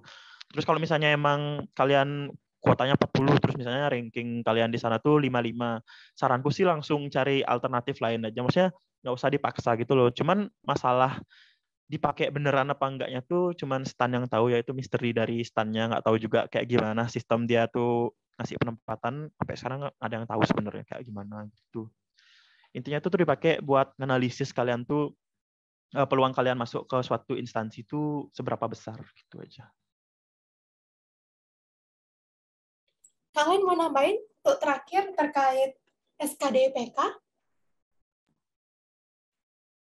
Kalau untuk SKD dan IPK sih gini ya, balik lagi ke disclaimer pertama itu nggak ada yang tahu, itu cuma stan yang tahu. Jadi nggak ada yang bisa bilang, kecuali kalau stannya sendiri yang tahu. Kalau benar-benar pure cuma SKD. Tapi aku bilangnya mungkin tidak pure dari situ. Tapi kalau dilihat dari logika pemikirannya ya, emang dari mana lagi gitu? Kan itu indikator yang paling jelas yang bisa membuat itunya tadi, gimana supaya secara adil untuk persebarannya itu gimana. Emang apalagi selain secara formal dan kuantitatif dibuat menjadi alat ukur penempatan itu, apalagi emang selain itu kan cuma itu doang. Di luar mungkin ada kayak semacam sertifikat atau misalnya kredit dari aktivitas non kampus, non akademik, tapi kan yang paling jelas dan paling tepat untuk dibuat logikanya kan yaitu SKD sama IPK lah. Paling tidak IPK itu paling pasti unsur yang paling penting banget. Aku sih bilang itu, terlepas dari itu benar atau enggak, tapi aku yakin dari logika berpikir harusnya memang itu benar gitu. Tapi itu sih kalau untuk itu untuk SKD sama IPK. Jadi perhatikan benar-benar tuh. Jadi jangan remeh. Tapi kalau untuk Bali sendiri, kebetulan karena itu tadi nggak banyak peminatnya. Karena nggak banyak peminatnya, jadi nggak bisa sih kami itu bilang secara yakin berdasarkan hasil itu ya, hasil yang masuk ke Bali itu benar-benar SKD sama SKD sama IPK. Karena Bali sendiri kemarin itu kuotanya itu 20. Sementara yang mendaftar itu nggak sampai 20. Jadi nggak ada pengaruh lah. Dari satu sisi kan bisa dikeluarkan dari persamaan itu SKD sama IPK karena kuotanya sendiri bahkan nggak terpenuhi untuk pendaftarnya. Ya itu sih. Jadi kurang tahu. Tapi untuk logikanya itu yang aku bilang tadi. Pastilah. Nggak mungkin sih nggak. Oke deh. Udah jelas banget nih teman-teman penjelasan dari Kak Edi sama Kak Len. Udah memberikan kita sedikit pencerahan buat kita milih penempatan nanti. Aku mengucapkan terima kasih banyak buat Kak Edi sama Kak Len yang udah menyempatkan waktu liburannya bareng sama kita di sini, sharing session untuk penempatan di Pemprov Bali. Saya mohon maaf yang sebesar-besarnya apabila terdapat kesalahan kata maupun perilaku saya selama sharing session hari ini. Semoga apapun informasi dan juga wawasan tadi bisa menambah pertimbangan kita sebagai calon lulusan 2021 untuk memilih penempatan. Jangan lupa stay safe dan stay healthy semuanya. Terima kasih. Terima kasih ya Kak Edi, terima kasih Kak Len. Ya, sama-sama. Dadah. Stay safe.